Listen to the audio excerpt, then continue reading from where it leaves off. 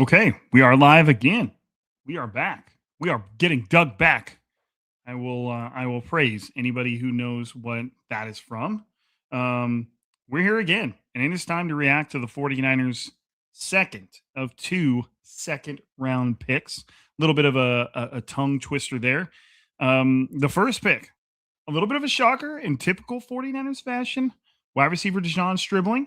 And not a shocker that they went wide receiver, not at all. But more of a shocker that they went with Deshawn Stribbling, who was floating around somewhere. If you go to the NFL draft profile, Deshawn Stribbling has a round two grade from Lance Zierlein. If you go to Dane Brugler's ranking on the big board, Deshawn Stribbling is 67th. There have been players selected that are from behind Deshawn Stribbling's place on the big board. So a little bit of a reach. But again, in the grand scheme of things, yes, the 49ers do that a lot, but it's about whether or not the player works out. And that's been the problem with the 49ers reaches so far is a lot of them haven't worked out. Now, Deshawn Stribbling is, he's a little bit of a freak. If Dane Brugler would have did his freaks list, which I don't think he did, he'd probably be on it. 6'2", over 6'2", 207 pounds. 32, nearly 32-inch arms, 10-inch hands. That shows up in the way he catches the ball. Whenever you're watching someone catch the ball, just watch the way the ball hits their hands and if the ball moves at all. I'm not talking about the obvious double catches that Vernon Davis used to do all the time where the ball would hit their hands and then they'd kind of catch it again. I'm talking about like you can even see when a ball will hit someone in the hands and it'll almost like settle.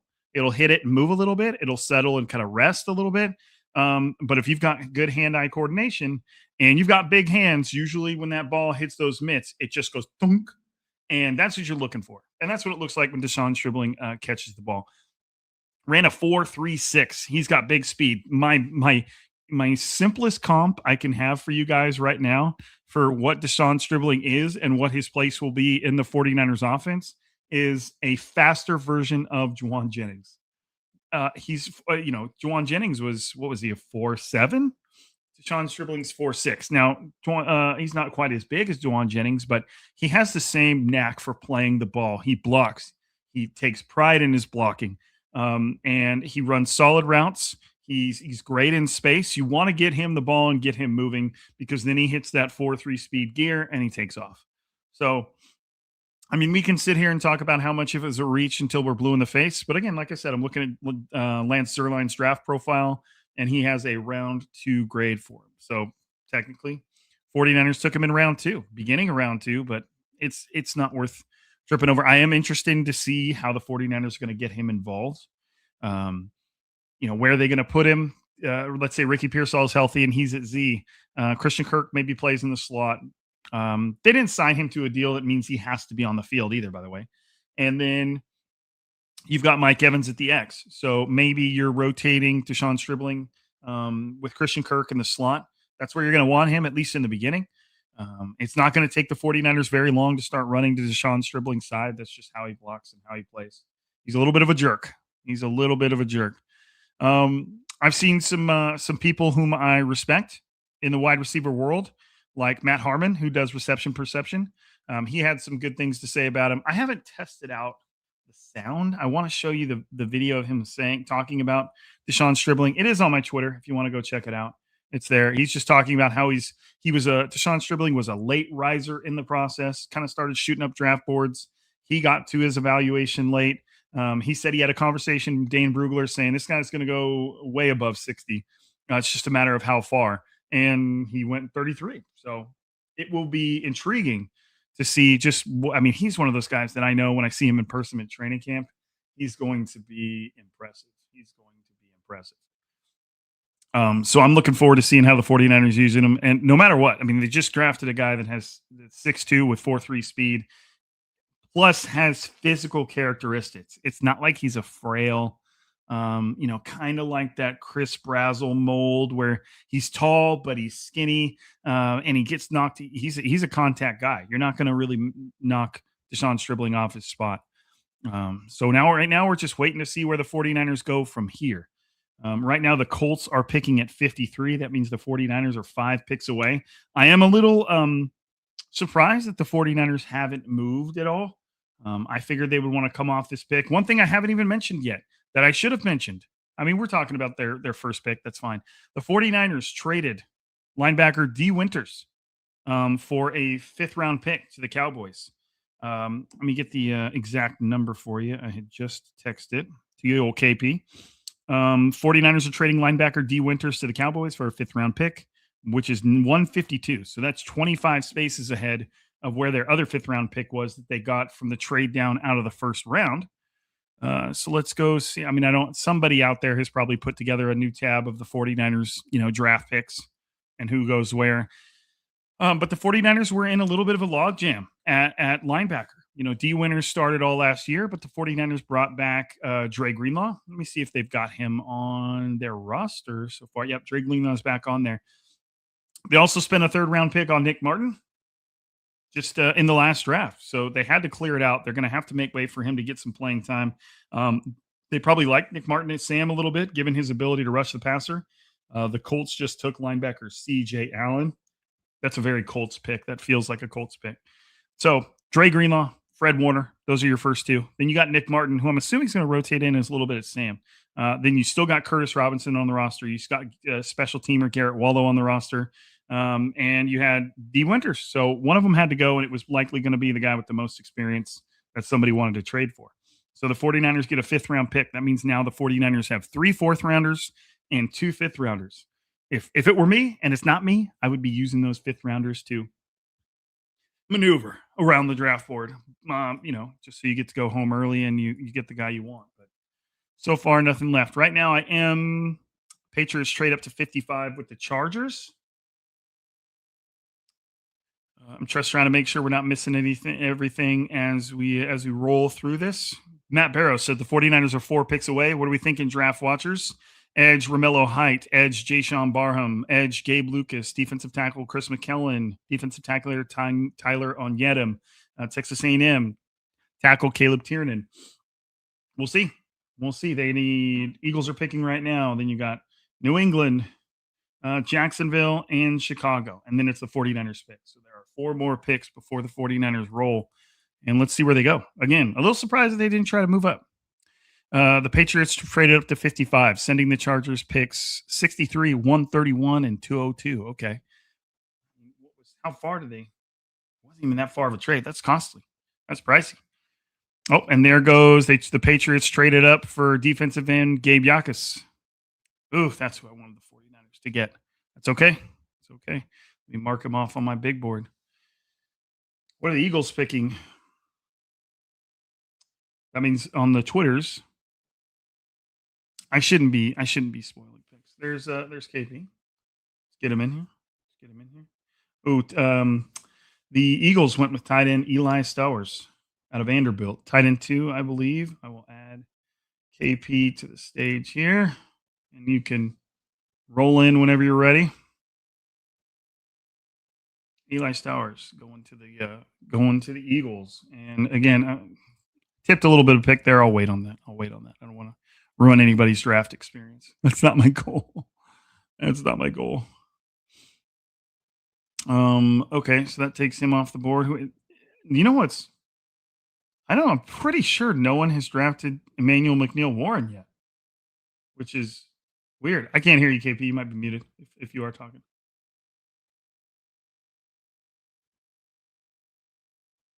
Okay. Let's see where else we're going here. I'm just making sure I'm checking through Twitter as we march through to the 49ers pick. So D. Winters is out for a 5th-rounder. That clears the way for, obviously, Dre Greenlaw. But at the same time, Dre Greenlaw has had trouble staying healthy since his Achilles injury. So we'll see where he goes with that. I'm not sure. But again, they got Nick Martin behind him, who they drafted in the 3rd round last year. And something had to give. So we'll see where the 49ers go through here. They could still add to their linebacker room. Maybe they just wanted to get what they thought was a little bit better. No, the chat shouldn't be disabled. I got a text from my wife saying, "Is the live chat disabled?" It shouldn't be. I'm looking at it right here. You can test it if you want. Feel free to roll through. So you got Winters entering the final year of his contract, right? Yep. Just drafted a linebacker last season. Probably weren't going to re-sign Winters based on the recent injury history before this year. So being able to flip him for a draft pick when he probably wasn't going to play barring injury does make sense to get some value. And just like that, the 49ers have 2 fifth-round picks. That's what we wanted. You know who else is still on the board? Chris Bell. Double down. Why not? Why not? And I think I'm caught up here. Jacob Rodriguez is not on the board. R. Mason Thomas is not on the board. Some of the best names I see still on the board. Safety Emmanuel McNeil-Warren. That's a little wild, but it happens all the time. Linebacker or wide receiver Chris Bell. Linebacker C.J. Allen and Jake Galdi both went off the board, so I'm updating that as I roll. Cornerback Brandon Cisse. Cornerback Keontae Scott. Defensive end Kayron Crawford. I believe that's Auburn.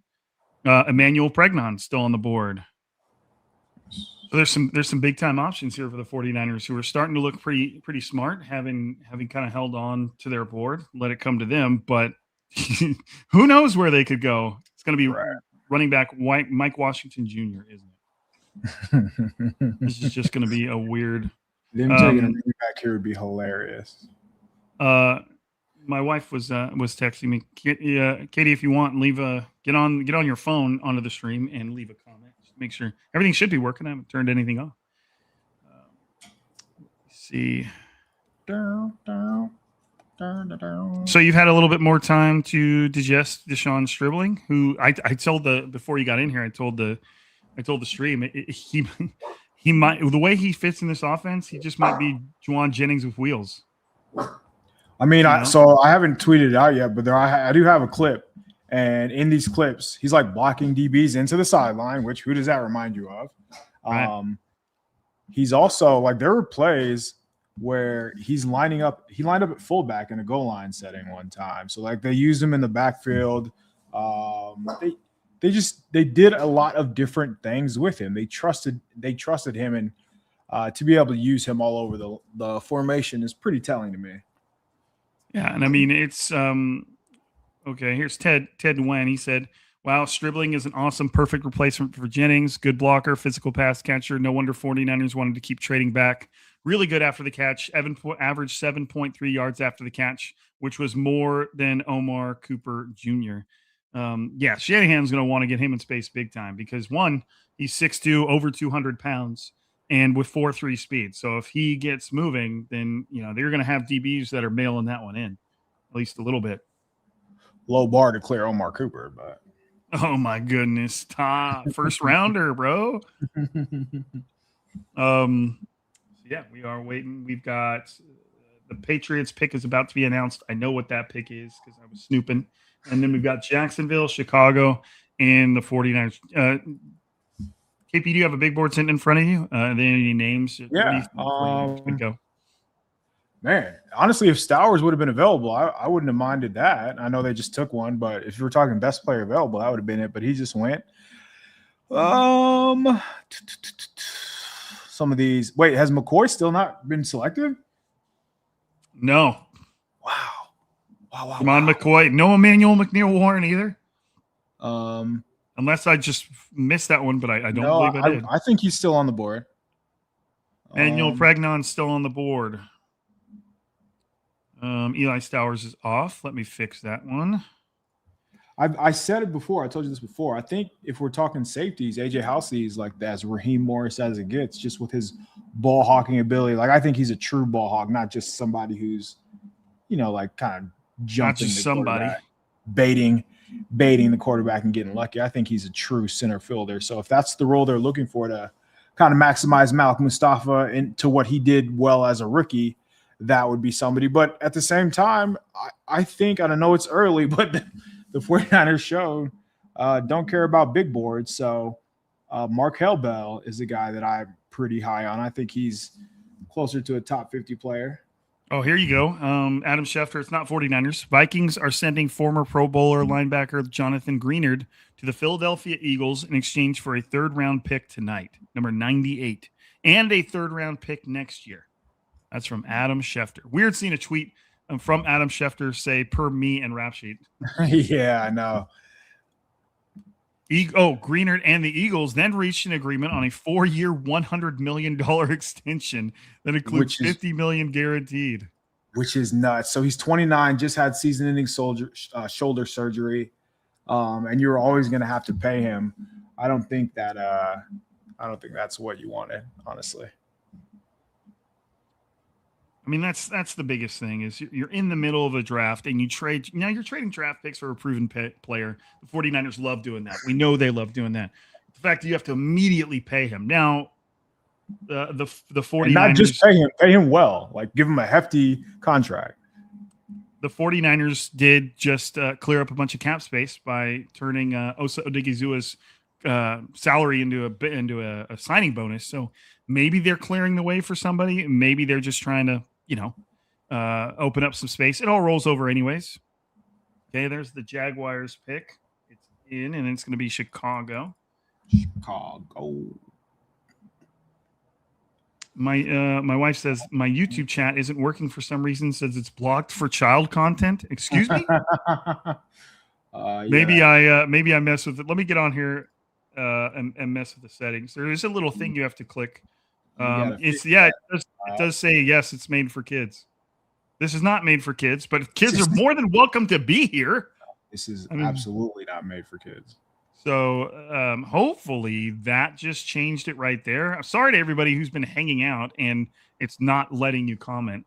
If you close the stream or refresh it, hopefully the comment box just opened up because there's a little question it asks you, is this content made for kids? Because there's laws to apply to that. Like if you're making kids content, you're obviously not allowed to do certain things. But it said it was checked yes for some reason. So I unchecked yes, and hopefully it can be allowed to comment now. And I'm hoping it isn't like stuck that way. But we'll see. That's my bad. I'm an amateur here. Okay, I'm sorry. Hopefully it works. I mean, pretty much. Yeah, probably. Pretty much. Pretty much it is. Okay, at least. Oh, there we go. Sorry, Michael. Thanks, Mr. Powder. About time, Ron. I know. Now everybody's in here. My bad. Kid's been trying to get in here for 20 minutes, man. Let the boy live. Hey, there's the chat. We got both. There's two Michaels in here. Oh, that makes two Michaels make it right. Okay, the Jaguars went with tight end Nate Borkercher out of Texas A&M, I believe it is. He was one of the top tight ends on the board. Somebody I was always looking at in mock drafts. There's there. Okay, we're in. Everybody had to back out and come back in, I guess. Hella Mike's around here. I don't know who that is. The tight end you just mentioned. I didn't watch him. Texas A&M. Let me get you tight end 8. He's got a 4th round grade. So hey, we're in the 2nd round and somebody's taking a 4th rounder. So if you're wondering if anybody else reaches, there you go. Casey Concepcion was more than enough Texas A&M after watching Mr. Marcel Reed throw the football pass. Yeah, that was one thing that was on all of Kevin Concepcion's scouting reports was he did what he could with the quarterback play. It was rough, man. I felt bad for him. Okay, so I haven't seen anything about the Bears pick, which is before the 49ers. So once I see something on the Bears pick, then I know that the 49ers are officially on the clock. So sorry to everybody who was trying to get in here, trying to participate in the conversation, and I said, and I had us all child blocked. Like trying to roll down the window. Hey, can you turn off the child lock, please? Man, I don't even realize I'm going to have to use one of those here pretty soon. Stribbling, run blocking for a touchdown. Nicholas McGee coming through with the clips. I don't even know how sound works. We could. Oh man, did he decleat that guy? We could do a little screen sharing here.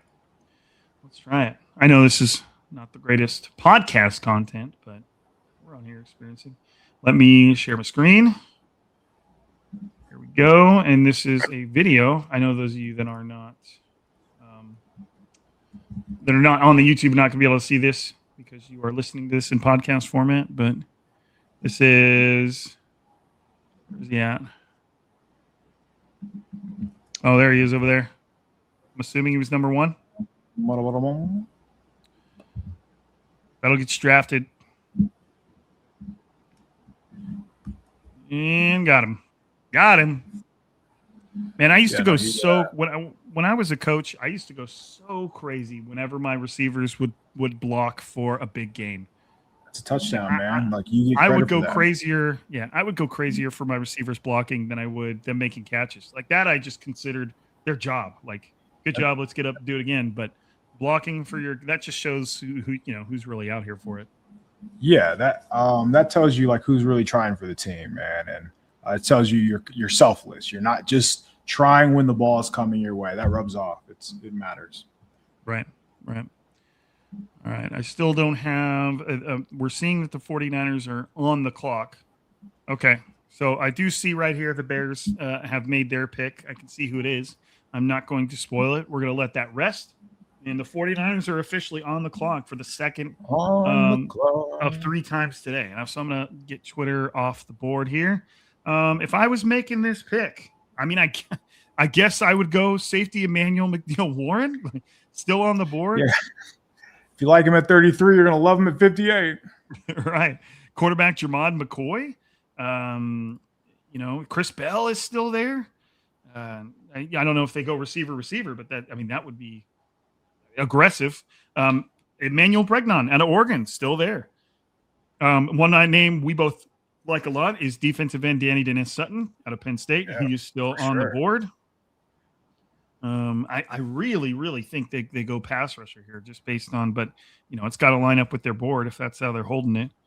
Romelo Height would be a name I would not be surprised to see them go just because they met with him, top 30, smaller guy, speed guy, kind of a lesser version of Cassius Howell or R. Mason Thomas.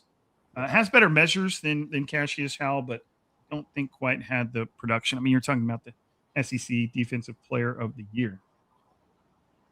So I am not clicking on that Twitter. I'm not doing it. What do you think, KP? What would if you were the GM and you went wide receiver round 1? Where are you going here?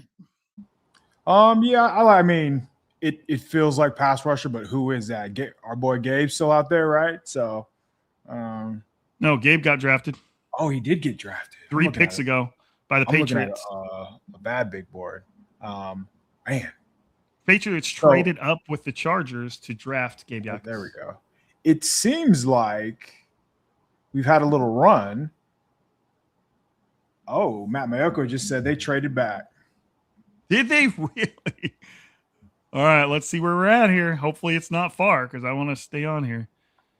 Niners traded down with the Browns. The 49ers will now pick at 70. We are at 58. Please, for the love of God, no more Saturday picks. And then they also pick at 90. So maybe I'm just going to grab a pillow and a blanket and kind of just hang out here on the live stream. Maybe get a little. Lynch is trolling us. I know. Think about somebody besides yourself, John. 49ers trade back again with some interesting talent on the board. They traded 58 and 152, the one they just got from the Cowboys, to Cleveland for 70 and 107. Okay, so that's what I was hoping they would do is move back things up 12. the board. Yep, move back 12 to effectively move up 50-ish picks to get back into the 4th round. So you get a couple the top 100-ish with 90 and 107. Now there goes. Saturday's going to be busy with basically 4 or 5 4th rounders now.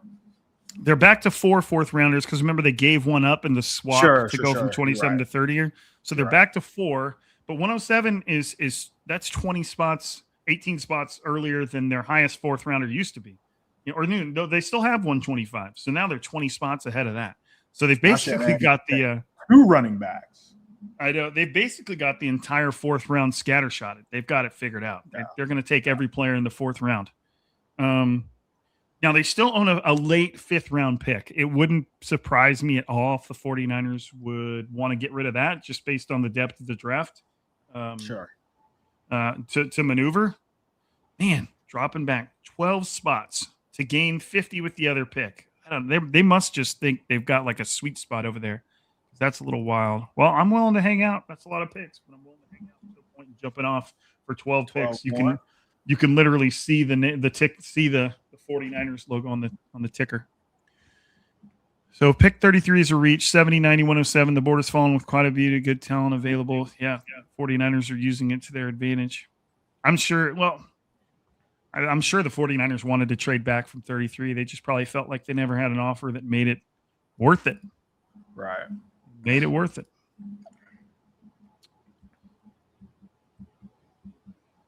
There's so much time on the big board between now and here. Let's see what names we could go. There goes Emmanuel Warren.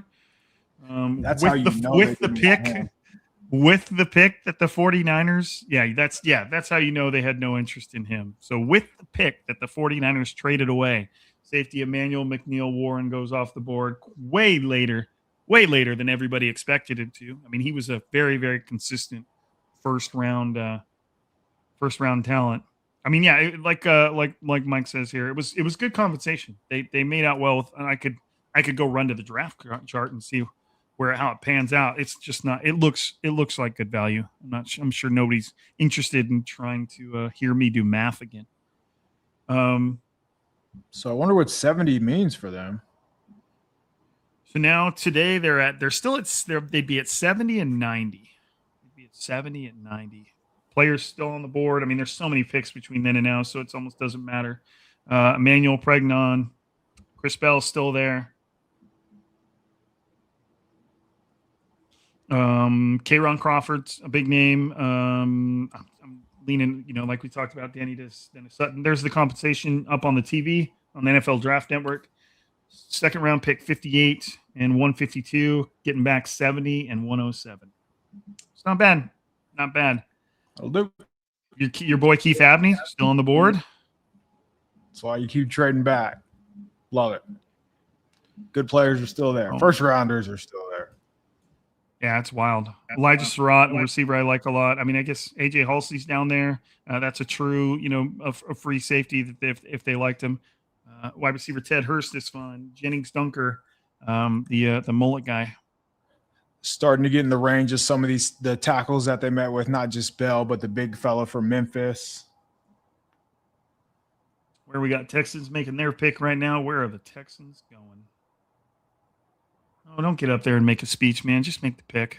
Just make the pick.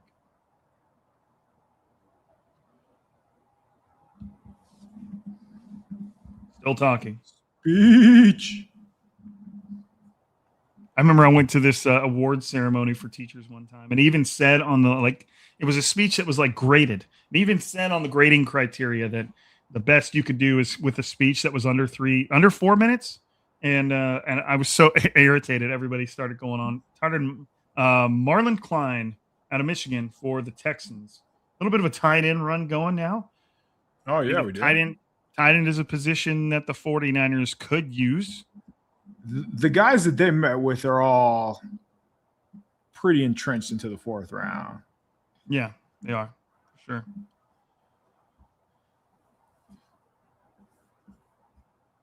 Looks like which means that is pick 70. Right. Jermon McCoy, I mean, he's going to come off the board eventually. It's going to be just a matter of when a team becomes comfortable with the medicals versus where they are picking. So crazy to me. What was your take on Mike Washington Jr.? I thought his explosiveness is as real as he tested. He could flat out fly. Yeah, he made people look slow. Flying at a good speed too. For sure. Or excuse me, at a good size. Yes, he is a large human. I think he's over 220, maybe just a little bit short. The pushback would be he really, really, really struggled in pass protection, just knowing where to go, knowing where to be. And when he was in the right spots, he would either get bowled over or just have too many non-competitive reps. And obviously, if you're going to be a running back in this league, you have to be able to hold your own on third downs or in pass protection. And that's not really something that he showed he could do. So I'm not going to be surprised if the NFL is lower on him because of that. So that's where I'm at with Washington. We've talked about a couple of the guys that I like, whether it's the Washington guy, Jonah Coleman, or Emmett Johnson out of Nebraska, just because I think they are much better on all downs. And I know they didn't run very well, but I still see them breaking off long-ish runs, largely just because of their style of play. They're so elusive, where I think Washington is just crazy fast, but I wouldn't call him elusive. No. He seems like he has your dog wouldn't call him elusive either. He's got like one cut and go type thing. I feel like once he starts to get his speed in a certain direction, he's not really breaking down and jump cutting and stuff like that. He was more of a little bit more of like kind of in the mold of Raheem Mostert, like once a little bit of a more upright runner that once he kind of hits his crease and finds his spot, he just kind of takes off. I'm trying to look at some of the other. Let's go to let me go find the list of top 30 visits that the 49ers have had. See if we can glean anything from that and where they might be going. I just got to scroll back and find it. 49ers top 30 visits. There we go. Omar Cooper Jr. is off the board. Denzel Boston's gone. KCE's gone. Caden Proctor gone. Caleb Lowman gone. Honachur gone. Lawrence gone. Romelo Height still on the board. Quarterback. Ooh, that's another name that I haven't seen brought up in a while, is cornerback Malik Muhammad, who they brought in for a top 30 visit. And I remember Crocker breaking him down, and he thought he was very, very, very impressive.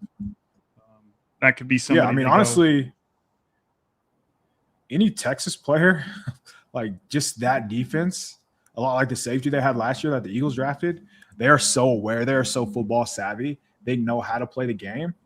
I agree with that. And the weird thing about what the 49ers are doing right now is nobody called it a top-heavy draft, but, you had the top-end talent. And the blue-chip players, which there weren't many. I'm sure the 49ers had like 15 or 60 first-round grades. And then everybody talked about, this draft kind of goes until, I don't know, the third to fourth round. And Who knows if they are how genuine they're being. And then it kind of falls off after that. Well, the 49ers are in a draft that's seen as top heavy, keep trading back. Do you think that's kind of the opposite of what they should be doing? Acquiring picks in a perceived weak draft? What could go wrong, right? Right. Maybe, I understand, because they're probably looking at filling out their depth. They're probably looking at free agents that are upcoming next year, maybe we should be talking about a center, because Jake Brindle's contract's coming up here. Maybe we're talking about like a tight end hybrid fullback later on, obviously, because Kyle Juszczyk's going to be I think his contract void's coming up too. And they were proactive with winners by getting something in return for him. So maybe they're just thinking ahead in terms of roster building. That's true. There's nothing wrong with bringing on a bunch of like quality depth, at affordable prices. The last thing you want to do is pencil yourself into or pigeonhole yourself in next year come draft because you waited to fill a need as opposed to developing a player. Right. Titans trade up and pick linebacker Anthony Hill Jr. It's a good player. Man, Salah's on it.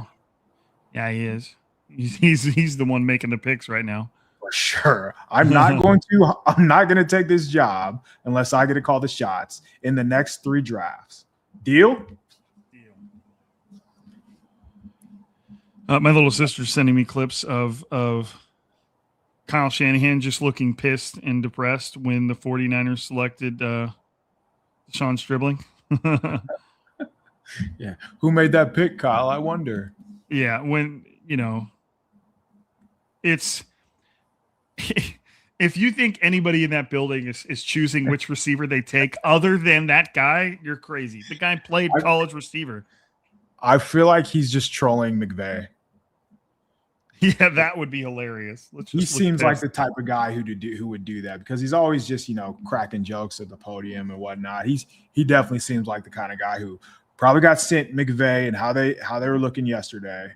And honestly, from the video, it looked like he was just daydreaming. Like it looked like he just got lost in himself. And then somebody pats him on the back and he goes, oh, and then he's like shaking their hand. I think it was Jed York. So Danny Dennis Sutton's still on the board. I think the Rams are about to put the pick in. I saw what that one was, but I'm not going to tell you guys. They're about to say it right now. just say a little bit of the tight end run continues.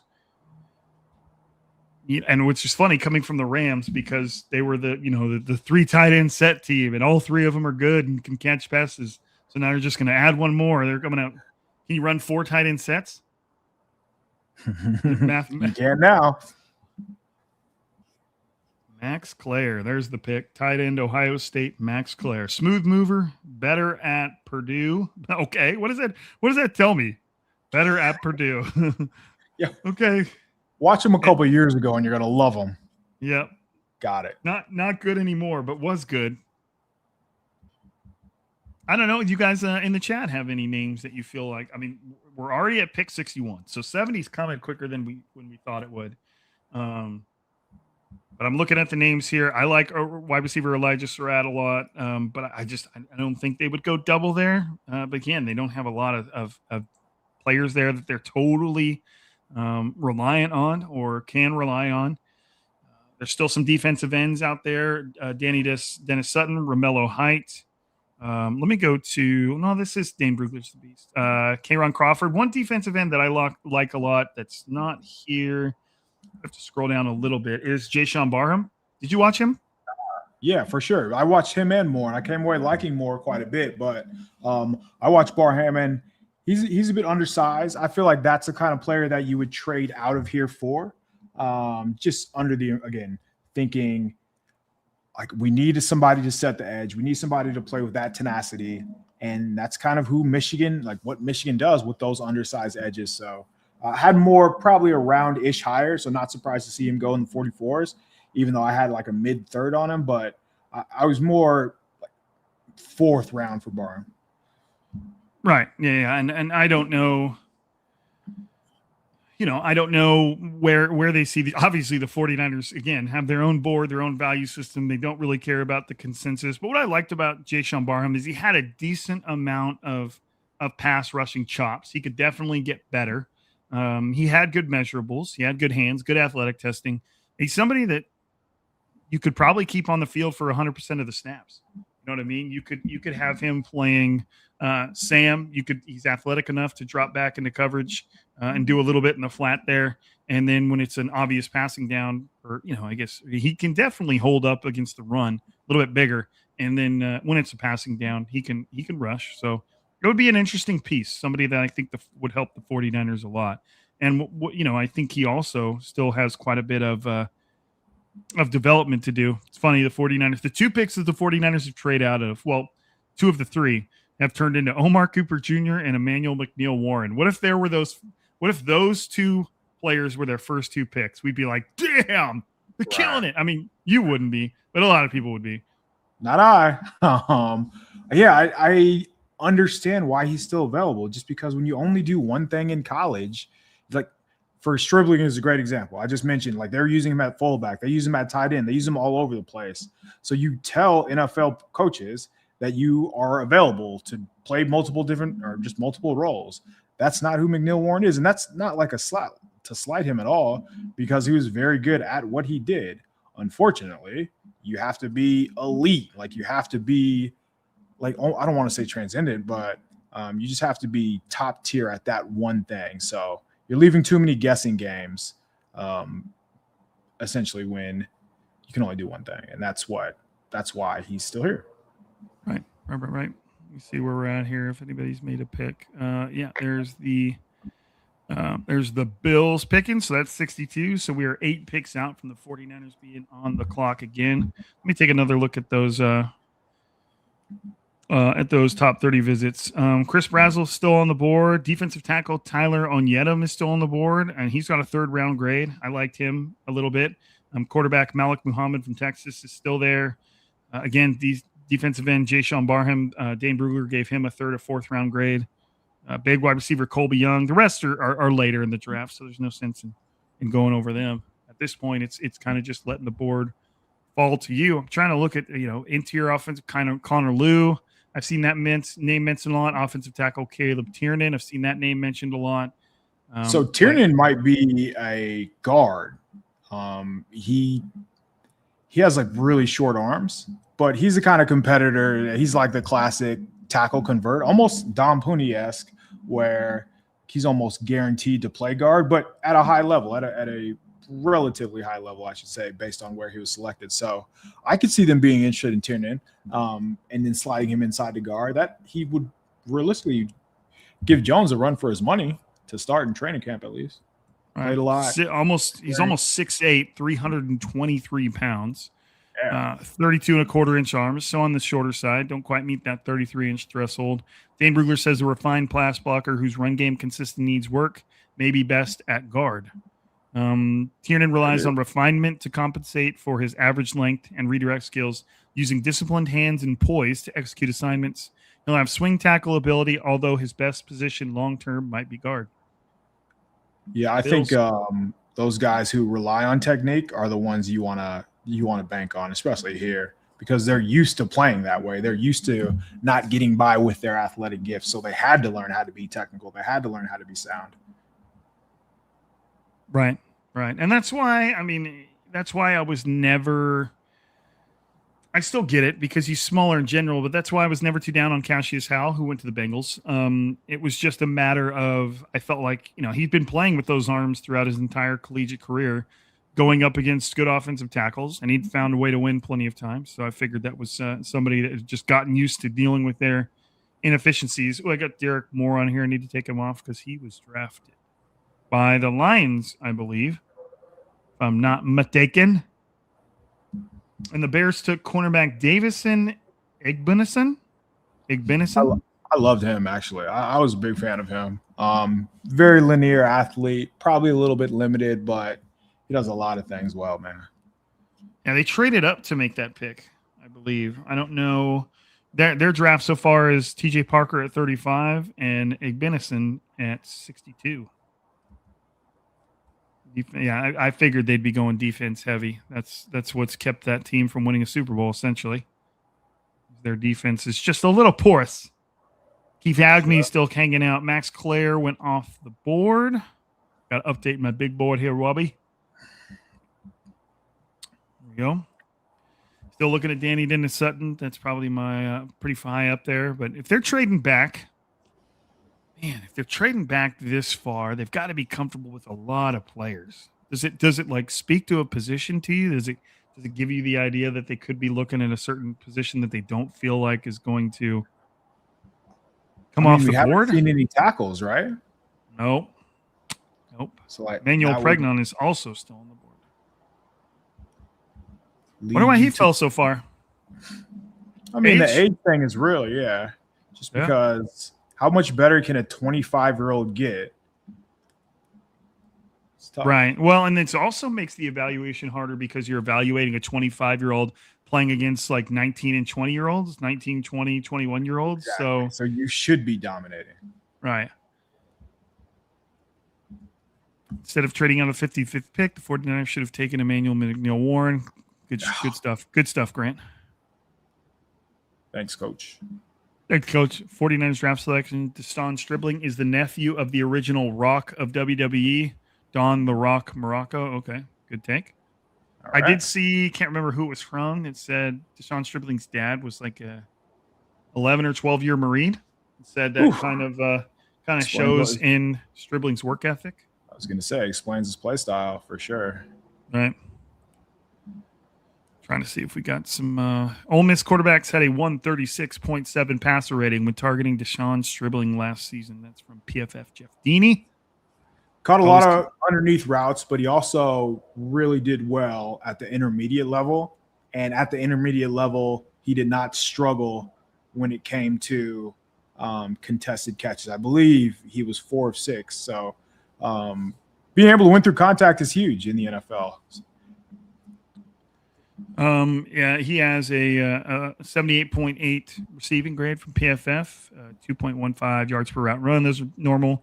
44% contested catch rate, drop rate of 1.8%. That's elite. That was below Denzel Boston.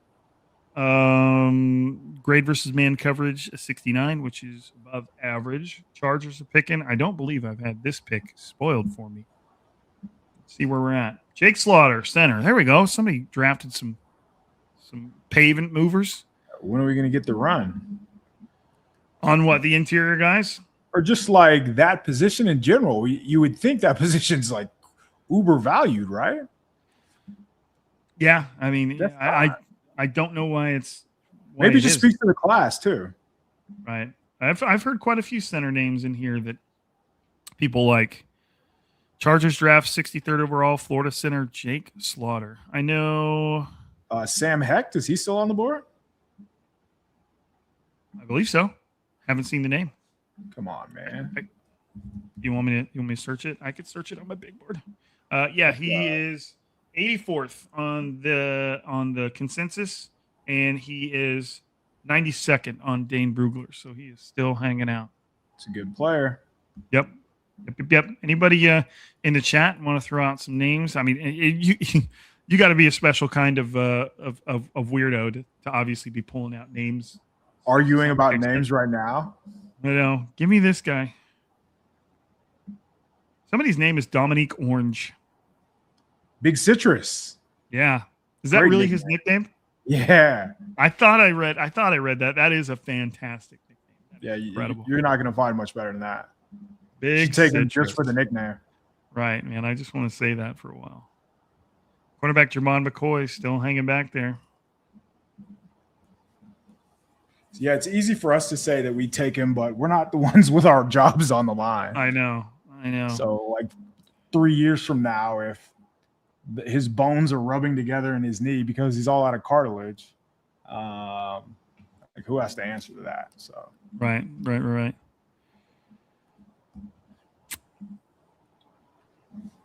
The last pick I've heard of is Jake Slaughter. So who else we got hanging around on here?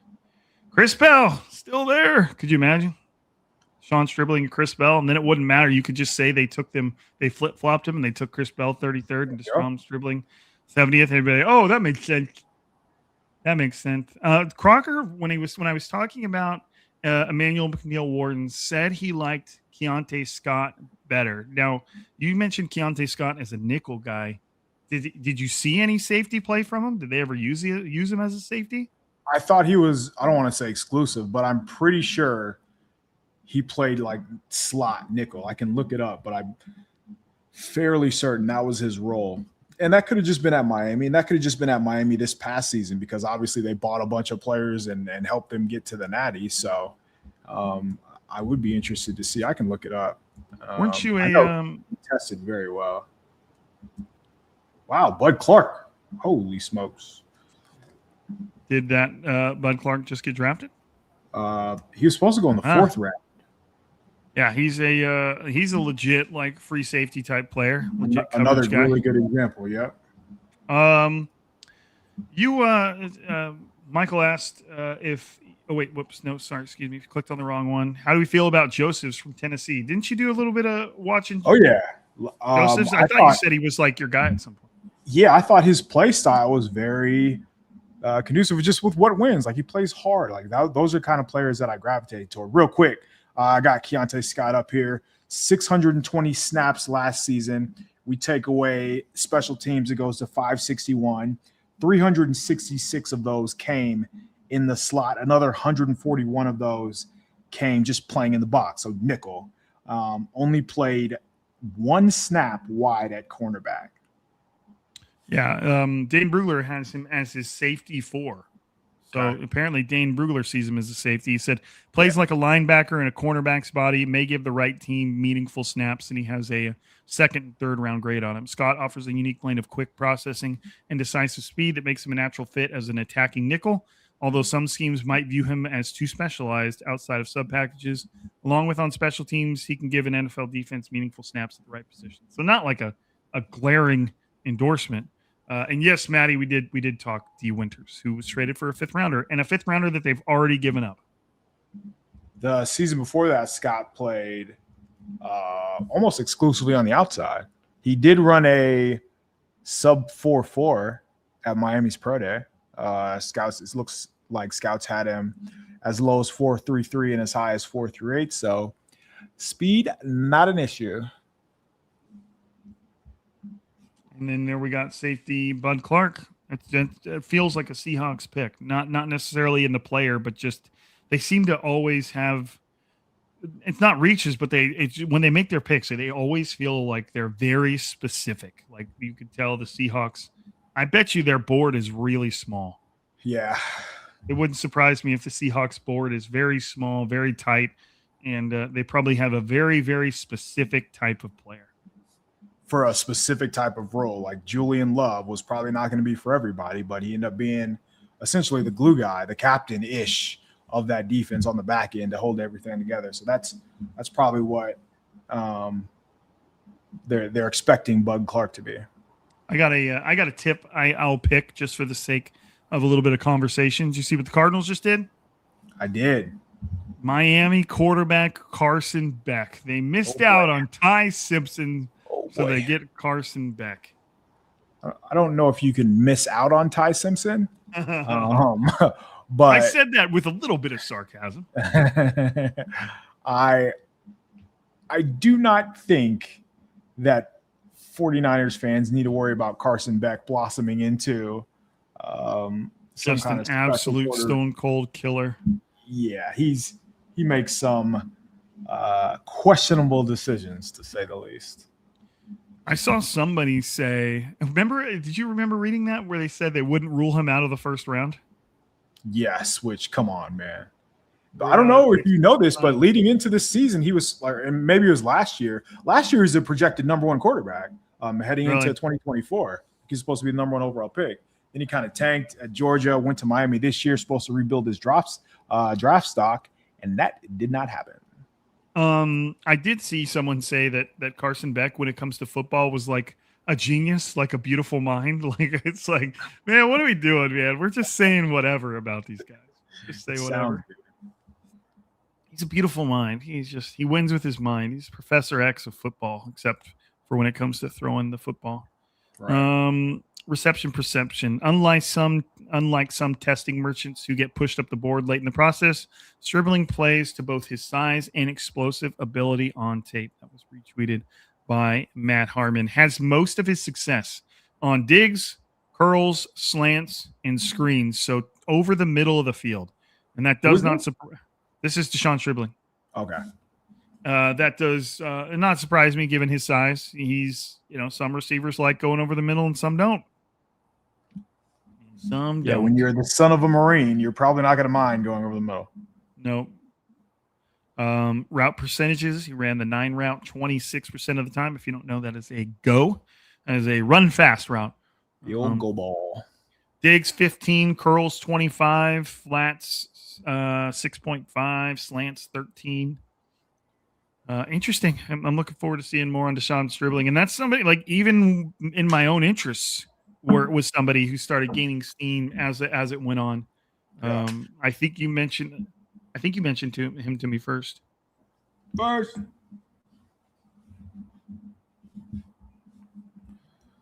Yeah. Brian Peacock said it will be fascinating to see if the 49ers can stick the landing on this 2026 draft class.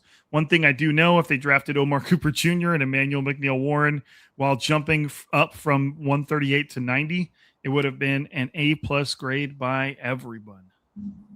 And it would have been not played out the way you wanted to on the field. KP doesn't like Omar Cooper. I mean, it usually works like that, right? When everybody likes a player, when everyone's giving you kudos on draft night, how often does that work out? As opposed to somebody just pooping on the pick because they didn't like it and this draft board said no. I understand not falling into groupthink because you need to take this player because this player was identified as a fit for you. It's not always the case. I identified Stribbling as like this type of wide receiver just because of the way the type of wide receiver the 49ers would covet because of the way he plays. And some of the other guys that were linked to them, that's just not how they play. They don't play hard, and that matters in the NFL. It's like these picks are starting to fly by a little more. Go ahead. Yeah, we only have a few more. Josh Norris of Underdog did an interview with Dane Brugler, and Dane Brugler said that Deshawn Stribbling had to turn down 3 team visits, and he just ran out of time. Brugler said he's going to go top 64. The only question is how high, and he went almost half that, 33. And again, no one's going to care if it works out. Now, there's always the case to be made. Could they have taken another player there and gotten Deshawn Stribbling here at 70? Could they have got him at 58? You can get hung up on that a lot if you want to, but at the same Why time, does that matter? Like, people are so convinced, they're so caught up, stuck on that. Why does that matter? They took him in the second round. They're going to pay him maybe $200,000 more than they would have at 58. They identified him as a good player, not unlike myself. And when you're in the range, you just run the risk. You said Brugler said he was going top 64. He's going to go in the second round. We saw the wide receiver run. They probably had some intel that Stribbling was going to be drafted at some point in the top 50. Somebody just a tweet I was tagged in. It wasn't to me. It was to Matt. And I just happened to retweet Matt, but it says John and Kyle know more than you. Bang bang. Okay. Got him. Bang bang. So there go the Carsons. There go the Cardinals pick, and then we've got Denver, Las Vegas, Philadelphia. The Cardinals Carson pick. Denver, Las Vegas, Philadelphia, Chicago, and then the 49ers again. And then it's a cool 20 picks, and then they'll pick again.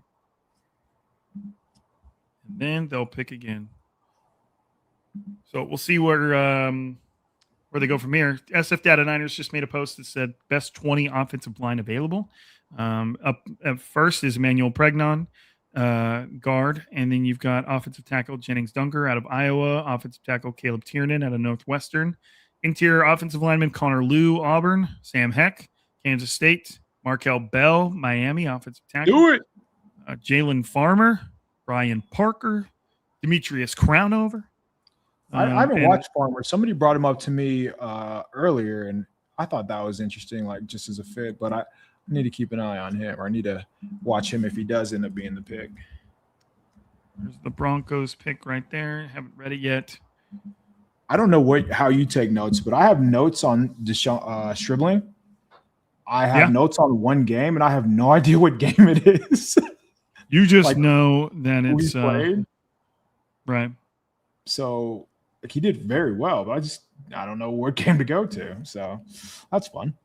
So Cam Inman throw out a tweet that we all needed to have right now. Through 2 rounds in the NFL draft, the 49ers have wide receiver Deshawn Stribbling, and then they have picks remaining, 3rd round, number 70 and number 90. And then in the 4th round, they have 107, 127, 133, 139, and then 179 in the 5th.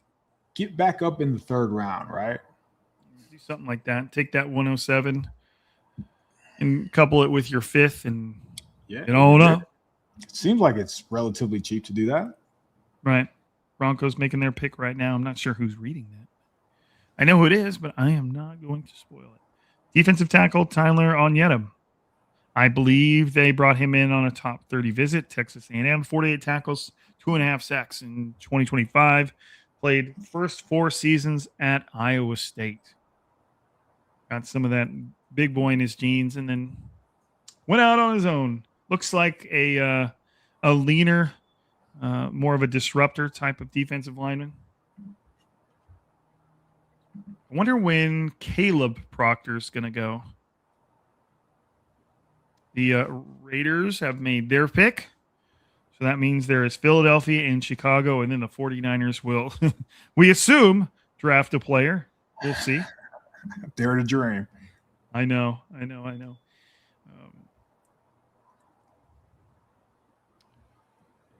K'Ron Crawford. Where is he at on this old big board? I got to keep my big board going. I'm losing track of things here. There's that one. Chris Bell is still out there. Hey, I found it. What did you find? It was the Gators game. The Deshawn Stribbling game that you. Yeah. Well, what were your notes from the Gators game? It was being used all over, even as a lead blocker on the screen. Impact block. Next play, Y off, which is just tight end, used as a lead blocker. Quick feet in and out of break. 1730 hands catch away from the body over the middle. Accelerates for a 10-inch hands. Yeah, and that matters, man. Like, yep. I know we don't, obviously not everybody's privy to this kind of information, but when you see that in the combine, like those players with the huge hands, like they're able to reel in passes and hold on through contact because they have bigger hands. Like it's physics, right? Gets open at the top of route after stemming inside, TD if thrown. So I'm pretty big on that when I'm watching these games. I'm giving them credit for winning a route even if they're not targeted. Yeah, of course. Primary blocker on screen, motions to lead blocker on screen. So like there's a lot of just KO, like I don't want to say KO blocks, but blocks where the players behind him, the ball carrier, is tremendously benefiting. That matters, especially again, like the team. I don't want to talk down on him, but Kendrick Bourne was just not a good blocker, man. Like they could not run the ball with him on the court. And like he wasn't in their plans. So I don't want to I don't want to say like why would you have him just because so many injuries it didn't work out, but that's not going to be an issue. And it seems like, as Ted Wynn, this is going to be just a speed. Take Juwan Jennings if Juwan Jennings could run by somebody. Right. That's what I was saying when we were when I jumped on here, is just watching people talk about Deshawn Stribbling that knew about Deshawn Stribbling. It basically came down to the fact that he's like a fast Juwan Jennings. Was Juwan Jennings? How tall was Juwan Jennings? 6. For some reason, I thought he was 6'4", but I feel like that's too big. Yeah, I don't think he was. I mean, he played like he was though. Right. 6'3". Okay. And Stribbling's just a little bit over 6'2", so not a huge difference between the two. There goes the Eagles pick. Player that KP talked about a lot. And they're in commercial breaks when they're making a pick. Come on, guys. Can we not do like a picture-in-picture type thing? And after the Eagles, it is the Bears, and then it is the 49ers. What do we do, KP? Do we take another little break, or is the next pick you think going to take us all the way to 90? I don't know. They should pick here. Yeah. 6'9", 346 pounds. Who do you think that is? Markel Bell. Big dude. Or is that the Memphis guy? They're both no. ginormous humans. Yeah, no, you got it. So the Browns have picks 146, 148, 149, and 152. That's where they've identified. That's their sweet spot. That's a sweet where they want to be. That's where the talent is at in the draft.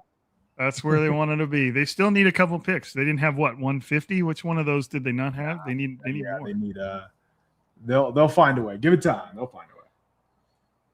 So we are waiting to hear the Bears pick, and then the 49ers will be on the clock. Somebody that's starting to make more sense is like defensive end Romelo Height, who they brought in for a top 30 visit. I like defensive end Danny Dennis Sutton a lot. I've said his name over and over. Emmanuel Pregnon is still on the board. Who else was out there? Deshawn Barham is a guy that I like a lot. Very specific. I mean, he would be a good player just because he's young and he has traits that he could grow into.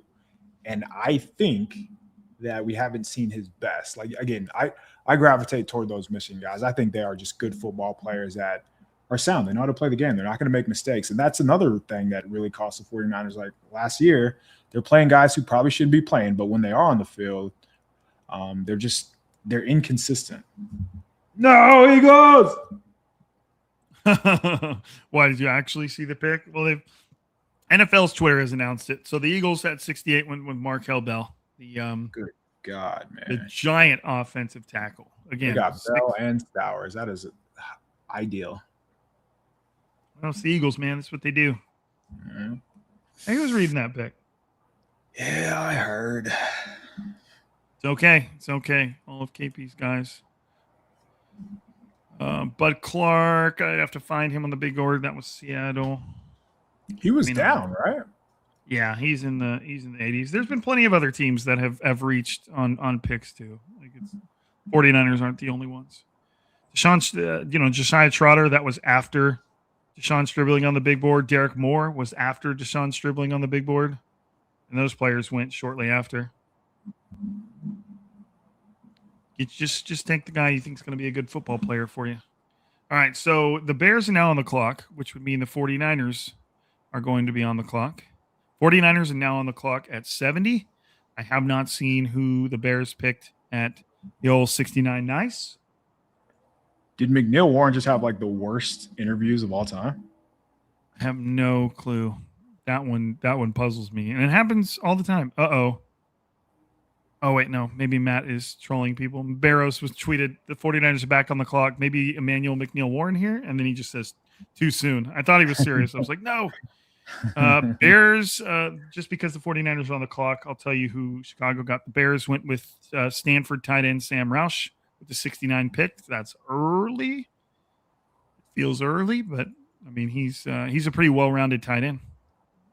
It always feels like the pick that goes before the 49ers is somebody the 49ers might have been interested in, but it's not like the Bears traded into that pick or anything.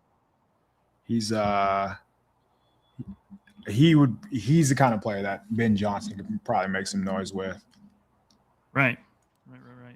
That's true, man. Now they're going to have and they lost what was the name of the tight end that they lost? They still have their top 10 pick tight end. I can't remember his name. Loveland. Colson Loveland. But then the other guy that was with him was what hit free agency. Was it Komet? Yes, there you go. And so now the Bears are replacing him with another pretty smooth, versatile tight end. The 49ers are on the clock. I am not going to consult Twitter. I will leave that be. We'll see. Still a lot of big names. Chris Bell's still there. For Chris Bell, wouldn't care if they went receiver. Wouldn't bother me at all. I think if I were making this pick, I would probably go with Danny Dennis Sutton. I think that's where I'd be. I mean, Emmanuel Pregnon's still on the board. He was on my 70 is a good landing spot for Dennis Sutton in my mind. I feel like you're getting value. Somebody asked me, I was doing a Q&A earlier on SB Nation, and somebody asked when good value is. I said anything after 65 for him, you're doing well. So we are in that range, and let's see if the 49ers feel the same way. Well, and Emmanuel Pregnon was in my top 5 little player big board at 33. So, I don't know why he's dropping as far. Again, it could be an age thing. Teams might just not be as impressed with him, but I mean, that would be a hell of a pick.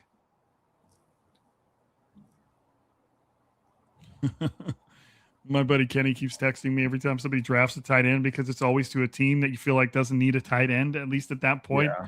He just sends me a text that says, how many tight ends do you need, bro? Okay. All of them. Keith Abney still on the board. Guy that was one of KP's hots. Oh, yeah. Some impressive offensive lineman. Caleb Tiernan. That would be a name I wouldn't be surprised it hit. To here, the pick is in at 70. Let's see. The 49ers are making a pick. It is confirmed. We will get a pick right now. The pick is trade back. Here comes Andy Lee. Andy Lee getting his money worth, gets to read 3 picks. Punt the card, Andy. Don't pick a punter.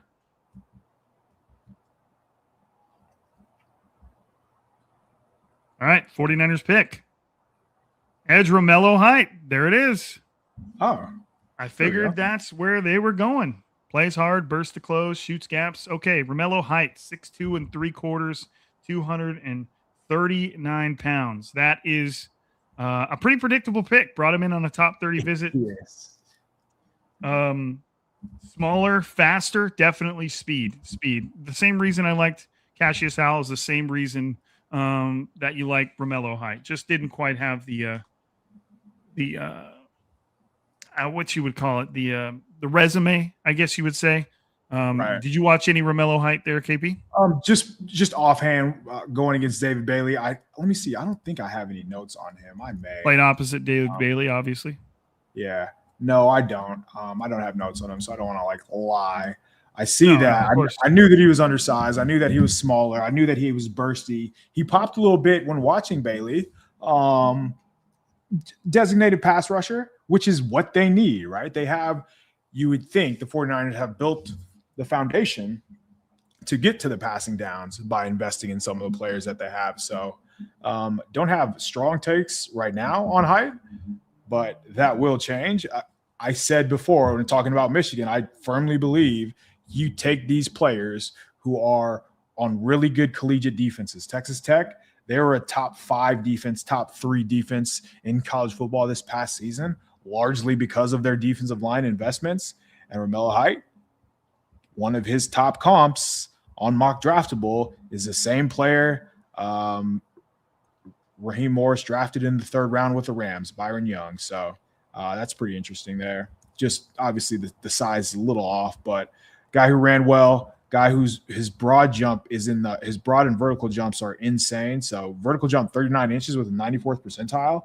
I need to see his pressure numbers. I'm sure it's up there. But what did you see? Did you watch Height? I did. I watched a little bit, and he kind of he gave off very, very similar vibes that most of the speed rushers do. You know, it's you can tell they're worried about him. They have to worry about the speed. When he gets tied up, and that's kind of what you would expect from a guy that is 6'3", 240. But so he's not small, but he has the athletic ability to just. I think he might be just big enough to hold up to where, the 49ers might consider him an every down player. If you're looking at PFF, his pass rush grade was a 92.6, which is through the roof. They got after it. All of those guys up front got after it. Right. His run stop rate was still a respectable 7.1%. His pass rush win rate was a 21.8%, which that's almost maxing out the scale. That's, you're almost winning on more than one out of every 5 reps. That's pretty impressive. His true pass rush grade is also a 91.2, just maxing out the bar. So, he's a speed rusher. He's basic. He's getting Cassius Howell at pick 7. And they're not the same, but their games are very, very similar. I'd say Cassius Howell is a little bit bigger from like the waist down, just has a little bit more power in his legs. Romelo Height, 9 sacks last year, 11 quarterback hits, and 42 quarterback hurries. That is that's big. Right? That's a big to number. Push the pocket, to threaten the pocket, to get the quarterback thinking. Just the opposite color flashes, and that's how they move off their spot. Now, ideally, they move off their spot into Michael Williams, Nick Bosa, Osa Odighizuwa, and that's the idea here. That's the thought process. Another mock draftable comp for him is Boe Mafe. If that helps, which Seattle designated pass rusher there. Right. Yeah. Oh, yeah. And that's wasn't he the one that just left the Seahawks? Sure did. Yep. He just got a pretty nice deal. So that's a good pick, man. That one does not surprise me. That one is not a mystery. PFF had him as their 77th overall player, and the 49ers took him at 70. Let's see where he is on Dane Brugler's board. Let me get my Control F on, and I'm going to hit Romelo. 74th on SB Nation's big board. Okay, and 80th on both one of the few picks that lines up on both the consensus and Dave Brugler's big board. Big Bird. I like Big Bird. 80th. The Lance Zierlein on NFL.com had him as a round 3 projection. That's where the 49ers got him. So an edge defender with a lean, angular frame. Height will need a heavy dose of weight room work to compete as a pro level. His pass rush is fast and relentless. He uses long strides to challenge at the top and can leap inside the protection. However, his lack of play strength and contact balance allows blockers to bounce him around. Height needs to improve his skill level and refine his approach if he's going to make an impact as a designated pass rusher, but he has the talent to cause some chaos in the pocket, and that's what the 49ers need. It's about complementary. Again, they had a big dude in Michael Williams. Nick Bosa does everything, and you've got Osa Odighizuwa, who's going to be causing chaos on the interior. So you need a guy that would threaten with speed. They needed a guy that would threaten with speed. Let me get the beast here. Let me get what Dane Brugler had to say about him. He was his 15th ranked edge player. Gave him a 3rd round grade.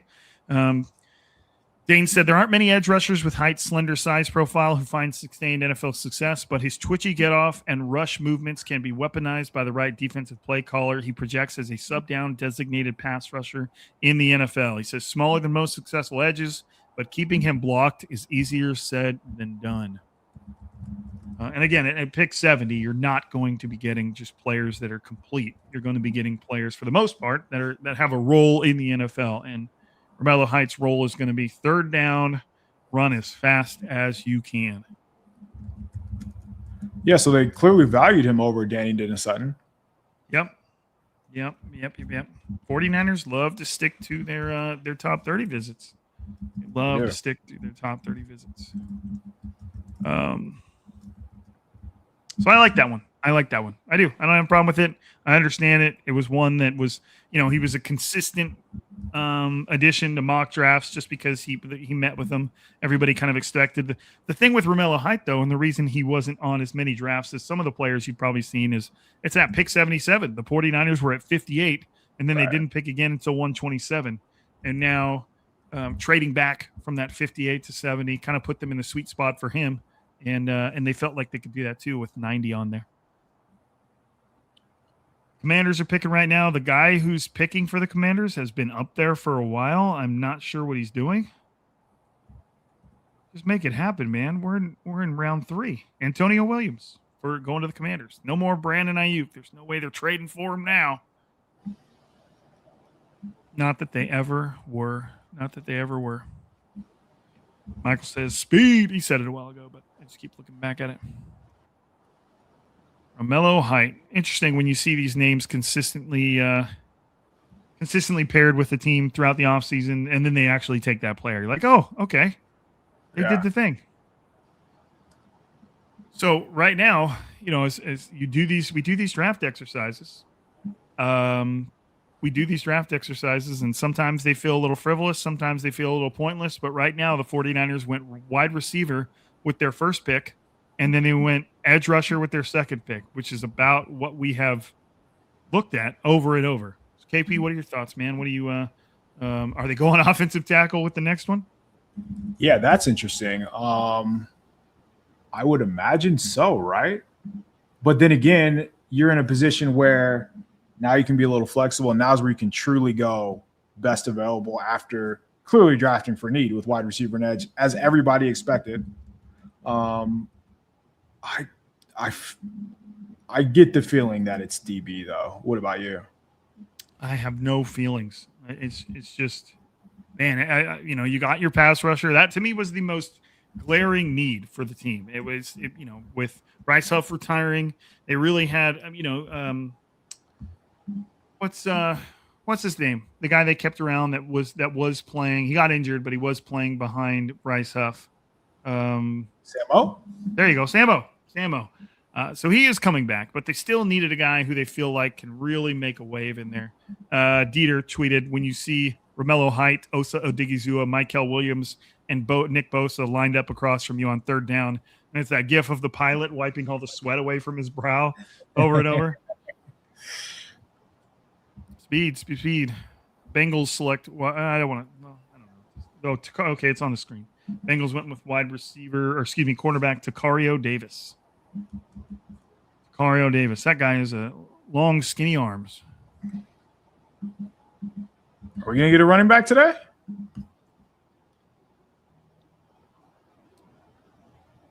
Are we gonna get a running back today? Oh man, I don't know. It's the third round, man. The 49ers would tell you yes over and over and over. So I say that like facetiously, but tongue in cheek aside, man, it's kind of what they do. Hayden Wink said Romelo Height, 6-year senior, by the way. How old is he? Probably 90. Let me see. I want to see how many games did he start. I like Deshawn Stribbling more than a handful of projected round 3 wide receivers. And then he quote tweeted himself saying, Kyle Shanahan, that's cute. Who said that? That was, I think his name's Hayden from Underdog. They've been putting out some good draft content. I've been following along with them. I don't see what Here's a funny little tie-in. He's been all over the place.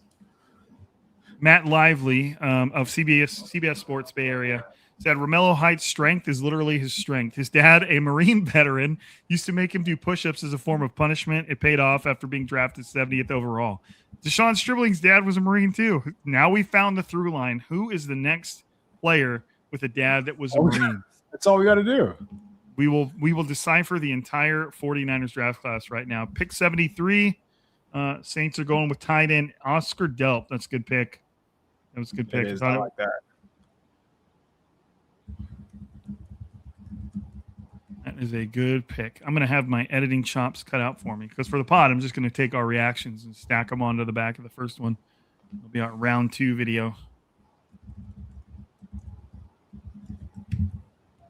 And, of course, the 49ers had to go and get an early 4th rounder, so now those aren't all close together anymore. We'll just have to react to the early 4th rounder, and then we'll go live for the other 4th rounders. That's got to be the plan. So, yeah, I mean, you're getting into the 3rd round. You're still drafting players that have a chance to start for your team. I'd say once you get into the 4th round, you're not as expected to start.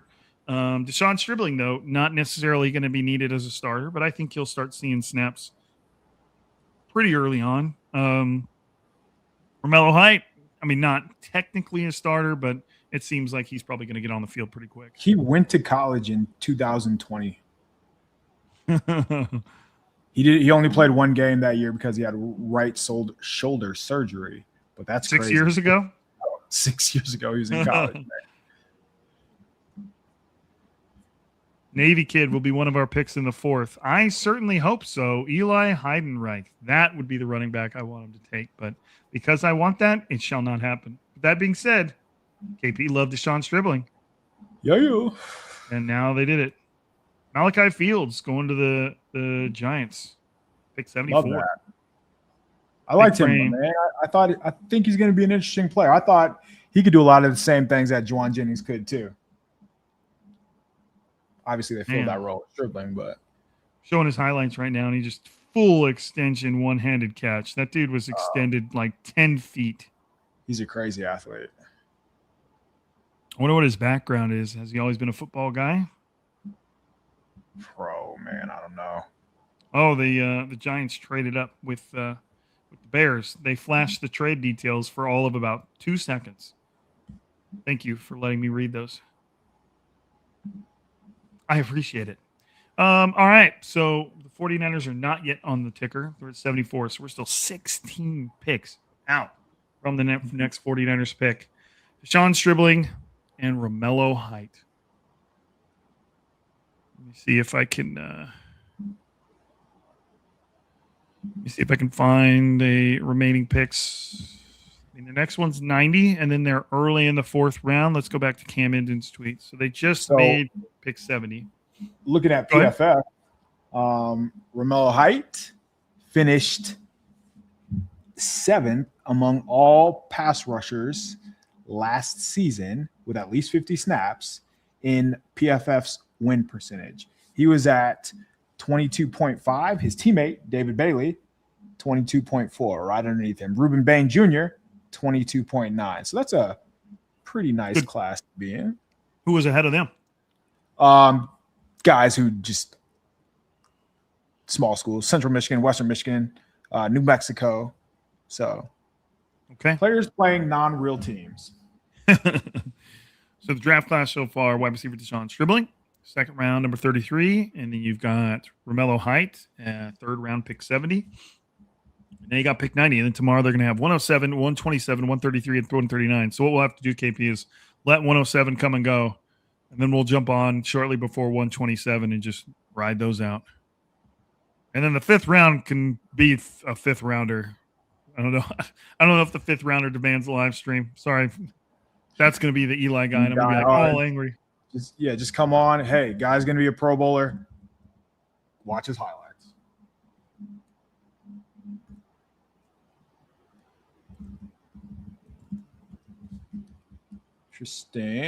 Interesting. So, yeah, only 3 sacks, but obviously the pressure numbers look like they were decent, or not just decent, but Very, For who? very, very good. Height. Let's see what Romelo else. Height only had 3 sacks. I think that's what it said. That's what PFF That was said. 2024. I'm looking at 2025 right now. Right here it says 9 sacks. Oh, this is it looks like it's like just filtered. Must have been like true pressure percentage or whatever. What are you trying to do to our boy, man? Wait, what happened? How did I get there? How did I get there? Let me see. Turns out he had 8, 9, 12, 17. Well, PFF charts there's different. Yeah. Okay, so on Sports Info Solutions, he had a quick pressure percentage of 9%, which is what you want. That is damn good. Quick pressures, meaning like he blew through the guy off the line and got there quick before the under quarterback like could even... 2.5 seconds. Yes. His season grade from PFF was 4th out of 872 edge defenders. That'll play. That will play. That'll do, pig. What else are we looking at? Do.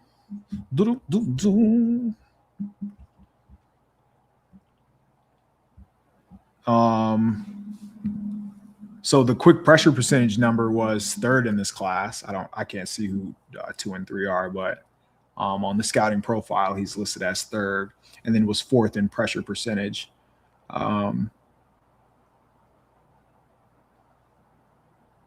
Nice.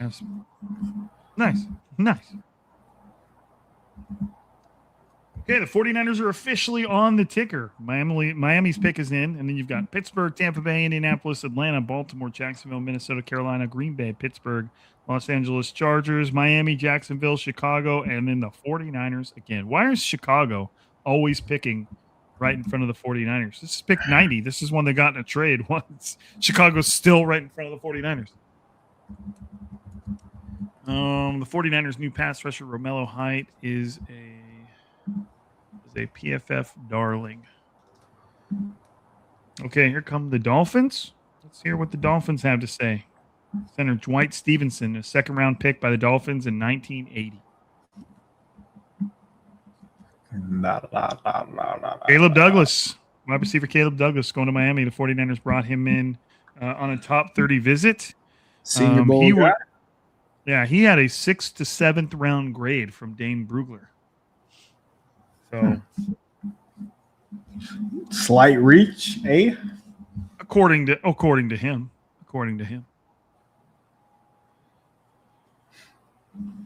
Pass rush. I'm writing a tweet on Romelo Height right now. Pass rush grade 92.6, and his overall grade was a 92.5. His true pass set grade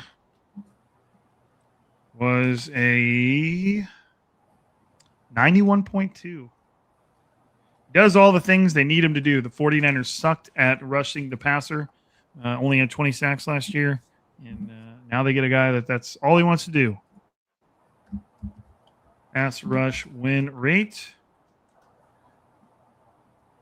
21.8%. Pass rush win rate. Wait, what was his pass rush win rate? 21.8%. Oh shit! I think that's really high. I think you said his quick pressure rate was really high too, right? Oh yeah. There's a oh yeah, there's a clip. Where's it at?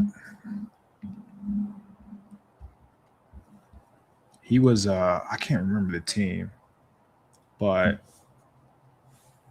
dang, I wish I could remember what quarterback it was. He won so quickly. I'm like, wait, who the hell is this? A flash. All you saw was a flash.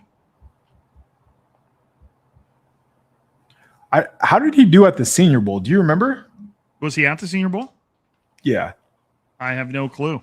I would imagine he I haven't performed seen well it mentioned. because that's their thing, right?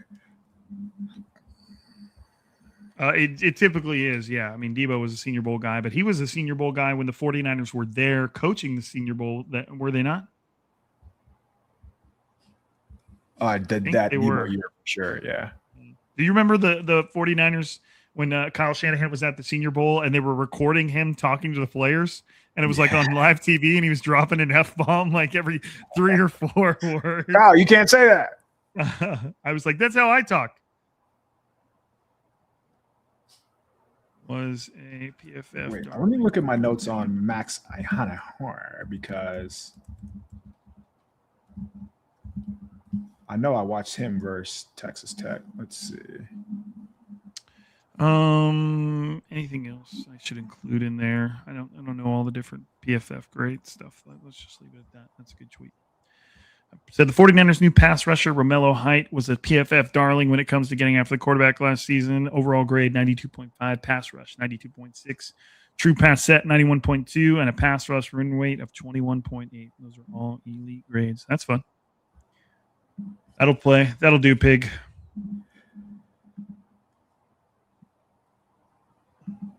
That'll do. Another quarterback goes off the board to the Steelers. Quarterback Drew Aller. Cool. There's your Aaron Rodgers insurance right there, guys. Did he drop into coverage? He did. So played in a 2-point stance quite a bit. Looks like 98% of the time he was in a 2-point stance. So that tells you he fits Raheem Morris because that stand-up edge. Is that like a can he play Sam? So it's basically or do they want him at defensive end? You're going to walk down and play on the end of the line of scrimmage, just like that old 4-3 where you roll the Sam over. Who was the guy, the white linebacker they had a few years back that did that? Damn, what's his name? I can't remember. But, I mean, I guess it's the same way Lou Gifford was last year, just with a tiny bit more athleticism. Romelo Height is exactly 25 years old. He just turned 25. Lowbridge, who was one of our mailbag questions. I tweeted about Romelo Height, and his reply was, and he can apply for Social Security next year. That is going to be – people aren't over it yet, but that's going to be very common. Like the average age of players drafted is going to continue to increase as NIL money continues to flow. Like you are going to have to adjust. Yeah. It's just the new way. It's just going to be the way it is with NIL. I thought that these COVID babies he was literally playing in 2020. And I just saw who was it? I can't remember. Someone said that Ty Simpson was offered like $6 or $7 million to play for a different school. He wasn't rather than declaring for the draft. I don't know if people understand that. He was going to lose his job to the freshmen they have, which is not great. Yeah. So if schools are offering that kind of money to stick around in college, Kerryon Crawford, when he got the call that he was drafted, he jumped into the pool with his clothes on. I love that. Saw Jim Harbaugh do that in 2016 at a high school that I coached at for a receiver that he wanted, and it won the receiver over, and he committed to Michigan. If it works, it works. Packers are picking. Where are the Packers going? And he's wearing a little defensive tackle, Chris McClellan. There goes the 2 defensive tackles that the 49ers have met with. I wonder if KP thought he was muted. No, I had to turn the lights on. McClellan was a guy that that some people were fans of. 49ers met with him top 30, I think. They met with him again recently, too. Yeah. Yeah, they did. Top 30. All right, I need to find this Romelo Height fella.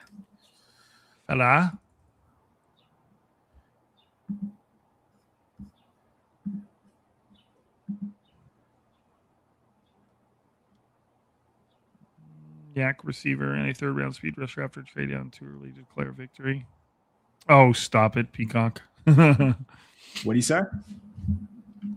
He said so in Peacock's mock draft, and it was a great mock draft. I really like it. I really liked it. But his first pick was KC Conception, and then his second pick was Kerryon Crawford after a trade down in the 3rd round. So Peacock said a Yak receiver and a 3rd-round speed rusher after a trade down, too early to declare victory. Like the way the draft has gone is similar to but it wasn't that similar. They didn't even make a first-round pick. Right. He had them getting Bud Clark in the 3rd round, which did he go in the 3rd or did he go in the 2nd? I can't remember. It was probably the 2nd, right? If it was the Seahawks. Yep. Well, probably the last pick in the 2nd. Peacock also has them getting Trey Zune, guard center, Texas A&M, first pick or early pick in the 4th round. Dallin Bentley, tight end out of Utah. Jonah Coleman. Did you know that Eric Crocker coached Jonah Coleman? Oh, nice. Like, has pictures of him when Jonah Coleman was still like in high school. I assume Crocker. He likes him. Yeah. Oh, yeah. He likes him. I mean, I like him. He's good. He can catch the ball. He's small and he doesn't have like a top gear, but he bounces off tackles. Like, that dude's like 5'8", 220. Yeah, he's built like a soup can. Right. Like, just try to tackle him, I guess. Right. Michael said, I think it's crazy that Beck is only a month older than Ty Simpson. Yep. Feels like Beck's been around for a little while, too. And he Simpson looks like he's been around for a little while, too. He does. He's an older man.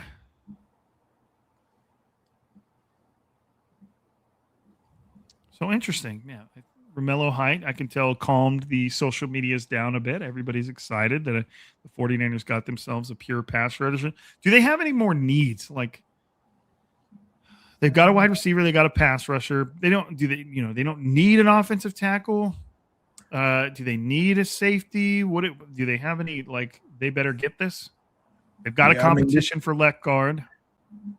Left guard and safety is probably where we're looking at if we're talking in terms of just like who could play the soonest, who could play the quickest. Right. Matt Barrows thinks that Romelo Height will be more of an outside linebacker like Byron Young and Jalen Walker. Yeah, maybe you don't ask him to put on weight and you just ask him to still be fast. Probably work. Height says he met with 49ers linebacker coach KJ Wright during his 30 visit. There you go. And he expects to put on some weight. He was at 239 pounds at the combine. But, I mean, if you're meeting with a linebacker coach and you're not meeting with Chris Kosurik, tells you what they got planned for you. That's fun. That's a fun pick. And, there's a discussion to be had. I like Cassius Howell a lot. But if you wanted to get Cassius Howell, you had to take him at 33. He went like 4 picks later. So you don't take Cassius Howell at 33, and you get Romelo Height at pick 70 after a trade down, and you build more draft capital. What would most draft analysts say was the better move? Do you want Cassius Howell at 33, or do you want Romelo Height at 70? And everybody always wants to accumulate picks until they actually accumulate picks. Everybody wants to be a gangster until it's time to do gangster things. Word. Oof, just saw Romelo Height, a little dirty swim move. How long is this video? It's just highlights. You can't get too excited about them. Let's do a little screen sharing right now. We're in between podcasting. Let me bounce this out over here. There we go. Nope. I got to share my screen first before it does it. Did I click the wrong one? No. Why is it not putting this over there? I guess I have to click share screen first. I can do this. Let's watch some Romelo Height. There we go. Okay. Boom. Well, get rid of the. There we go.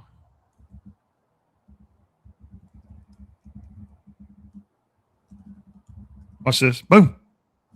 Oh yeah. Ooh, that was a nice little dip right there. Another spin move. That was a nice little bounce out. Axe. It's a lot of speed, man. Frantic. Spin zone. More hands. Yeah, it's tough to fake your way into the kind of production that he had. And again, he's not being drafted to be a Batman. He's drafted basically as a fourth rusher. Yeah, he's for the most part, he's going to be a guy that can come in on 2nd and long, 3rd and long, obvious pass rush situations, and this is just what you're going to ask him to do. It'll be cool to watch him on stunts. Yeah, I wish you can share my screen because I watched a play of him Can you not? If I doing that. can you? Is the little I share have your screen button down there at the bottom? It's a little plus with a there we screen in the go. middle. See if Hold it on, lets you let do me it. see. Let me see. Da-da-da. I apologize, everybody, for the number of tabs that I have open. Oh no. No one's judging here. All right, here we go. Once you hit it, it'll ask you do you want to sound like, do you want to share the tab? Do you want to share the whole window? I usually just do whole window. Wait, you said you usually just do what? I usually just share the whole window, but Okay. you do whatever. Sure, no, I don't care. Select tab, where we at? Here we go. So, what's this? We are. Hold on, let me add it to the stage here. Boom! That's KP's screen. We're figuring it out. This guy. So you're talking about stunts, right? So they're going to play a lot of games. They did this last season. So here's Height. I'm going to tweet this out. It's going to loop inside, win to the inside. Look at the ground he covers. In 1, 2, 3. Hello. So 1, 2, 3. That is covering ground. Like, that is what you want. That is speed. That tackle's like, where'd who go? And look at the number 2 overall pick on the other side. How many steps does he take? 1, 2, 3. So by the time he's on his 3rd step and he's on his 3rd step, then once they get to the 4th step, where do they go? Rut roll. It's funny that Romelo Height beats David Bailey across the line and into his line and gets after the quarterback. So that's what I'm looking at here. I'll unshare. There we go. Look at us being technology. No, dude, we can do it. You guys, hopefully it's worth hanging around, right? It's worth hanging around. Worth being here. Somebody, do you know who the Burt Peanut is? You don't pay any attention to like video game streamers, right? I don't know. There's this video game streamer that he it's like you can see his eyes and his mouth, but everything else is like just he looks like a peanut with a beanie on. Like he just and somebody left. If you go to my Romelo Height tweet, somebody left a reply of, I'll show you. I could share my screen. We were just doing this. Let's give everybody their money's worth. Okay, here we go. Give the people what they came here for. This is in reply to the Romelo Height PFF tweet. This guy. Look at pretty good. And it's from Asperger. The internet is a wild place to be, man. I know. And he becomes even funnier when you understand the way he talks. Be like, wait, guys, this is Romelo Height. that's how he talks. Sometimes he gets amped up. But yeah, that was my tweet right there. There's Lowbridge and he can apply for Social Security. It's just going to be something that people have to get over. Like prospects are going to get older and older and older because they can stay in college and make hella money. All the money. Hella money. Jacoby Lane off the board. Zachariah Branch off the board. Who's reading that pick? Oh, it's the running back, the guy that was hella funny clip that was before Lamar Jackson. I'm not watching at the press conference. You're not even watching the draft that we're covering. I'm not. No, it's okay. I'm watching it for you. Mark Ingram. There you go. See, Michael's on it. Oh, Michael's yeah. on it. Big trust. Big trust. I love that clip. Football analysis. Right. Let me see. Mark. I'm going to search Mark Ingram, Lamar Jackson. The only thing I don't know how to do is share the audio. I don't know if it's. I don't think that's going to work.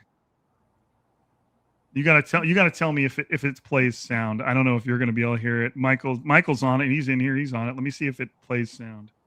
Oh, you know what? Also share tab audio. Okay, so let me find it. Mark Ingram Heights up Lamar Jackson. Share. Okay, let's. I got to go to the right screen. Here we go. I got to add it to the stage. No. What am I doing wrong here? It says it's there. Did I screw something up? We were there. We were there. Let me try removing it and adding it again. There we go. Okay. Tell me if you guys can hear this. Now I would just like to introduce y'all to Yeah, we can. the MVP front runner. If anybody else got to say something different about that, then come see me.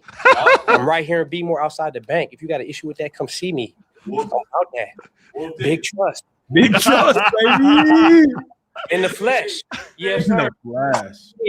Big trust. I'm with you. I'm with you. Lamar's so chill. He's just like, yeah, I'm with you, man. Look at his eyes right there. Yeah. That is so funny to me, man. That is so funny. Hey, I'm not sharing the screen anymore here. Mark Ingram seems like the kind of guy that for sure laughs at his own jokes. Right. Why is it showing that I've oh man, you're killing me here. Big trust. I'm gonna be saying that all weekend. Dude, it's so funny to me. That clip is just so funny to me. I mean, it's one little glimpse at why like playing football or coaching football is so fun, because just those random interactions in the locker room, even covering football in media and hearing stuff like that, it's just so funny. Big trust. Okay, where are we at? We're at pick 81. 9 picks until the 49ers do the dang thing. But we're keeping ourselves entertained in here. Hopefully I'm keeping somebody entertained. I'm keeping Michael entertained, man. I'm glad at least we're doing that. So, I mean, I don't know if I'm supposed to say I'm whatever. I'm not going to be in there anytime soon. But I remember it was a couple years back. I think it was a playoff game. And Juwan Jennings, shocker, was supposed to do something, and the PR team was just trying to get him to do something, and he just looked at him and snapped. It was like, I'm not doing that. Stop talking to me, man. It was so Juwan Jennings. I couldn't stop. I had to leave the locker room because I couldn't stop laughing. The way that he just snapped on him, and he did it with like purple hair too. So like he had this purple hair. He was just pissed that guy was asking him to do something media related. I think he just had to do like his obligation, and he's like, no, I'm not doing that, man. Quick, get off my back. He's just snapping at him for no reason. Poor guy. It's like the just doing his job, right? Just doing what he's told to do. The young intern in draft day that gets his computer thrown through the wall. He's just snapped on by a dude who just got done with all the adrenaline in the world after 3 hours, man. They changed the punch codes. Don't ever yell at an intern again. Yeah. It's funny. It's funny.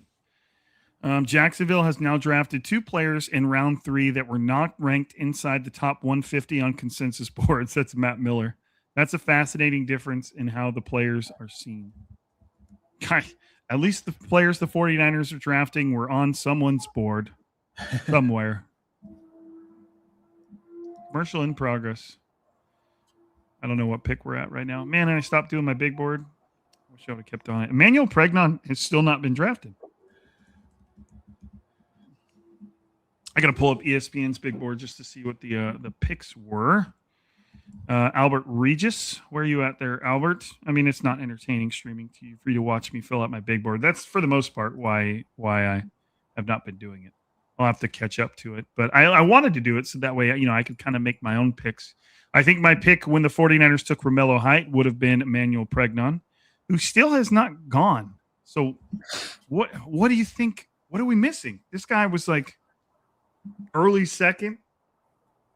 Well, I just went, so I would assume the age thing this is the round where the elitists just are over it, right? Or like, well, now's the time where I can throw a dart. Now's the time where I can invest in him, because it is tough to think about, hey, once we get to that second contract, his career is probably over. That's the only contract they can do, really. So yeah, that's probably who I would have gone with. But dude, it comes to show you, like, we get attached to these names in the draft process, in the mock draft process, in the, creating these mock drafts over and over of big boards that are completely, almost entirely static, and yet they're not connected to teams at all. So we get attached to these names. Chris Bell still has not been drafted.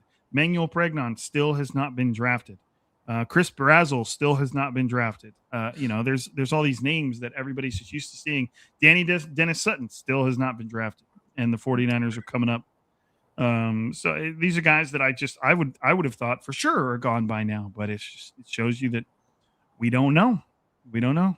Caleb Tiernan still on the board. That's a pick I could see them going with. Keep Abney is still out there. Pick is in for the Vikings. Big trust. Big trust. Every time I see something, that reminds me, or it's something from Mark Ingram, I always go and find that video because it just makes me laugh every single time. Every time. You got something to say about that? You can come see me. Romelo Height says the 49ers are going to win some Super Bowls. Man, it's like everything happened for a reason. I was expecting to go a little earlier, but I was just thanking God he's going to get me to a place I need to be, and we're going to thrive. It's a huge blessing that I'm with the 49ers because we are going to win some Super Bowls. Okay. Big Citrus. There goes Big Citrus.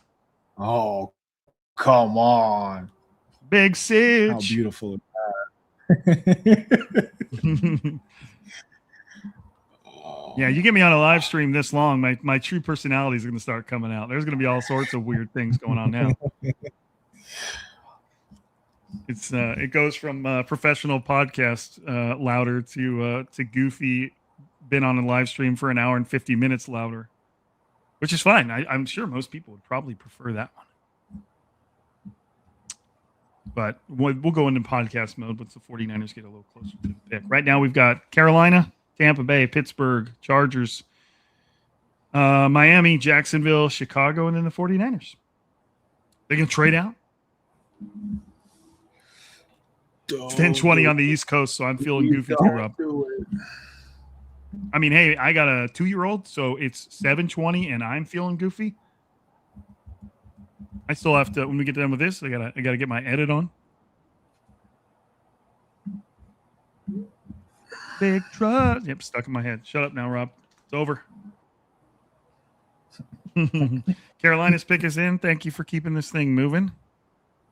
Appreciate you, Carolina. We are at 67 subscribers now, KP. Let's go. We are just shooting up the big boards. Nothing coming through on the Twitters that I see. Vikings. Okay, yeah. The last thing I've got on here was Big Citrus. Panthers are selecting right now. Who are they going with? Who are you going with? Big who? What is it? Oh, there goes Chris Brazzell. There goes Chris Brazzell. Is Chris Bell's knee not attached? I mean, it wasn't for a little bit, but they put it back on. Did Ian get played by a reporter and he's really not running 18 miles an hour? Yeah, it was 1.8. Chris Brazzell over Chris Bell is ludicrous, and not the rapper. Yeah, from the moment I first started watching Chris Brazzell, I just couldn't. He made some freaky plays, but I couldn't keep from just feeling that it wasn't quite complete. It wasn't quite what I wanted to see. Pieces of the puzzle for the Panthers: Bryce Young, Chuba Hubbard, Tataroa McMillan, Chris Brazzell, and Monroe Freeling. Monroe Freeling's a good pick for them. The Buccaneers pick is already in. Everybody's keeping it moving. They know what they're doing.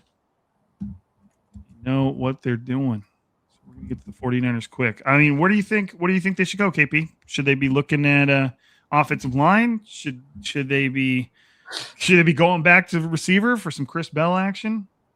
Something tells me he's going to go before. It's finally going to be the time. But Jermon McCoy is still there. Whoa. These dogs, man. I don't have a big board in front of me, so I'm okay. I could try and give you some of them. Jermon McCoy. I think Brandon Cece is still on the board. Cornerback. I've got the. I'm not surprised at all by him. I didn't think he was not a big good. fan. I don't think he has instinct. Yeah, which of course Chris you're going to Bell take is him still after I'm there. talking down right now. I believe Emmanuel Redcon is still there. I'd take Abney. Yep, that's been your guy for a while. I think I'd probably go Emmanuel Pregnon, but I'm starting to feel like there's something I don't know. Antonio Williams is not on the board. Let me cross that one off. Yeah, he went. I mean, Danny Dennis Sutton is still there. I wouldn't blame the 49ers for double. And what I like about Danny Dennis Sutton, especially in comparison to the pick of Romelo Height, is they wouldn't exclude each other. You know, Danny Dennis Sutton's much more of a true defensive end, whereas Romelo Height is somebody you might be able to get a net linebacker, and you could roll Romelo Height down. He's somebody that wouldn't get exposed at linebacker. You roll him down, and then all of a sudden you're rushing with Romelo Height. Let's just plug in Danny Dennis Sutton, Michael Williams, Nick Bosa, and Osa Odigizua. Like, damn. So it wouldn't surprise me if they went edge again. There's still some good ones on the board. Wouldn't surprise me if they went Chris Bell either. Man, maybe teams just got really bad. Okay, so Cisse did go. Okay, and that's not somebody I wanted the 49ers to chase. Oh, he went to the Packers, didn't he? Yep. Yeah. There we go.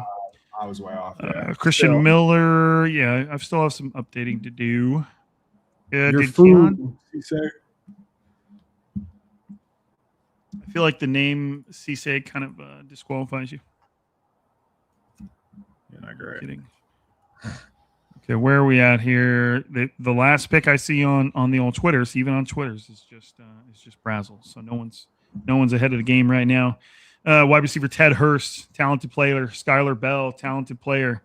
Elijah Surratt, talented player, catches a lot of touchdowns. Bell. Yeah, wouldn't blame him for double dipping. Wouldn't really blame him at double dipping for any position. Still some decent offensive development type offensive tackles. You know, guys that you'd want to be a swing tackle for a little bit. Could go tight end. Oscar Delp is not on the board. Jack injuries. The NC State guy we talked about. Or are we a little early for Jolly? No, I mean, according to who? Yeah, fair, right? Like it doesn't. Jolly's 129 on PFF. 129 on PFF. Justin is his name, and he is tight end 5 according to Dane Brugler. He has a 3rd or 4th round grade, so that means back end of 3rd and into 4th round grade for him. Built in the mold of Jonnu Smith. So, I mean, that would be cool. That'd be a cool pick. 6'3.5", 241, 10.5-inch hands. Let's see where we go here. I can see the Niners. Let's put it up on the screen. Let's do the right thing. I can see the Niners double dipping at wideout, but I'm hoping for Lou at 90. Okay, Connor Lou, the interior offensive lineman. He's pretty far up there on big boards. It would be for sure. Definitely don't hate the idea of interior offensive line. Like you can't go wrong with interior offensive line. The 49ers started Spencer Burford for 2 seasons as a day 3 pick, and honestly, he was serviceable. So those kind of players in this system especially tend to be, I don't want to say like plus starters, but you can get by with these picks in this range. There goes Ted Hurst, wide receiver Ted Hurst. Talented player, small school guy, but a talented player. Yeah, he was one of the 6 that I broke down. It's tough because he's a very linear athlete, so there's not much to go off of. He would have to go to a team that really lives on that vertical route tree. I'm not sure that is the 49ers as much as Brock Purdy does love to push the ball down the field. You're going to need a guy who just lives on those end breakers, and guess what Deshawn Stribbling can do? Yeah, you want a guy that just is not afraid to go over the middle, man. And that was one of the things with Concepcion was he's a shaky dude. He can get open, but most of his drops and concentration drops, from what I read, came over the middle. You know, and that could tell you that maybe he's not excited about it. And being a guy his size, I wouldn't blame him for not being excited about it. But right. Deshawn Stribbling does not have that problem.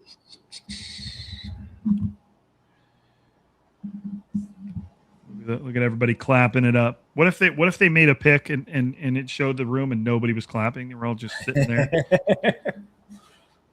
Just sad trying faces, to think of what the invert is. Okay, so we've got the Steelers, the Browns. Steelers have already made their pick. We've got the Browns, we've got the Dolphins, the Jaguars, the Bears, and then the 49ers. So we're coming up to the live reaction and breakdown time podcast content.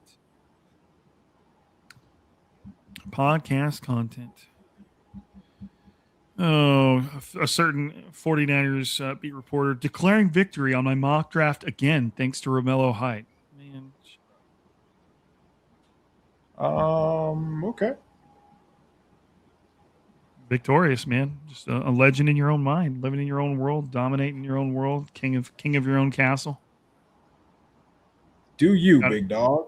got a picture of him holding himself. Nice. Picture of him holding a picture of himself. Steelers selection. Who is coming out? Oh, okay.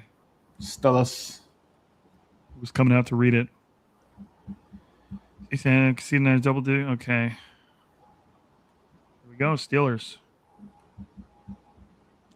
Dun, dun, dun, dun, dun, dun, dun, dun. And why is the Pirates of the Caribbean music? Bum, bum, ba-da-dum.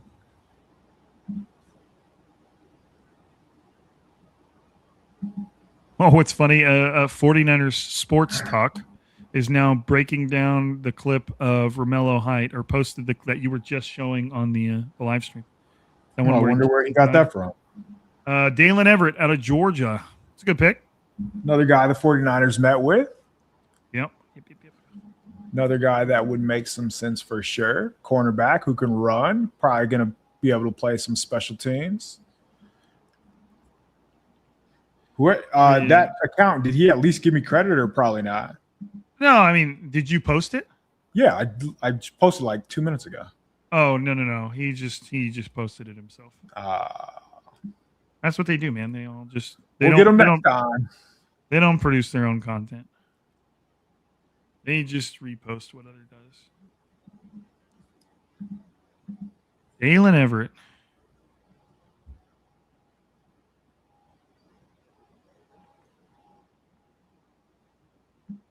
And it's somebody else's video, somebody else talking over it. Steelers draft class so far: Max Ihanachor, Jeremy Bernard, Drew Aller, and Dalen Everett. That's not bad. The quarterback is a little weird. Oh, the Browns have traded? Did the Browns trade into that pick? I don't remember who used to be there. Yeah, the Browns traded into that pick.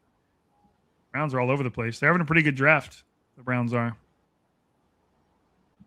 They went for let's hear it here. Only a few picks out from the 49ers now.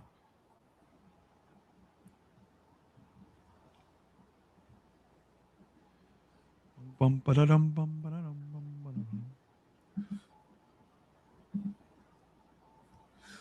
was it we were what we were laughing at? Parlay. Sorry, mate. Austin Barber, tackle out of Florida. Your cousin from Boston. Still hear my little son out there playing. It's a little late. Very good. 7:30. He had a late nap. Go to bed, boy.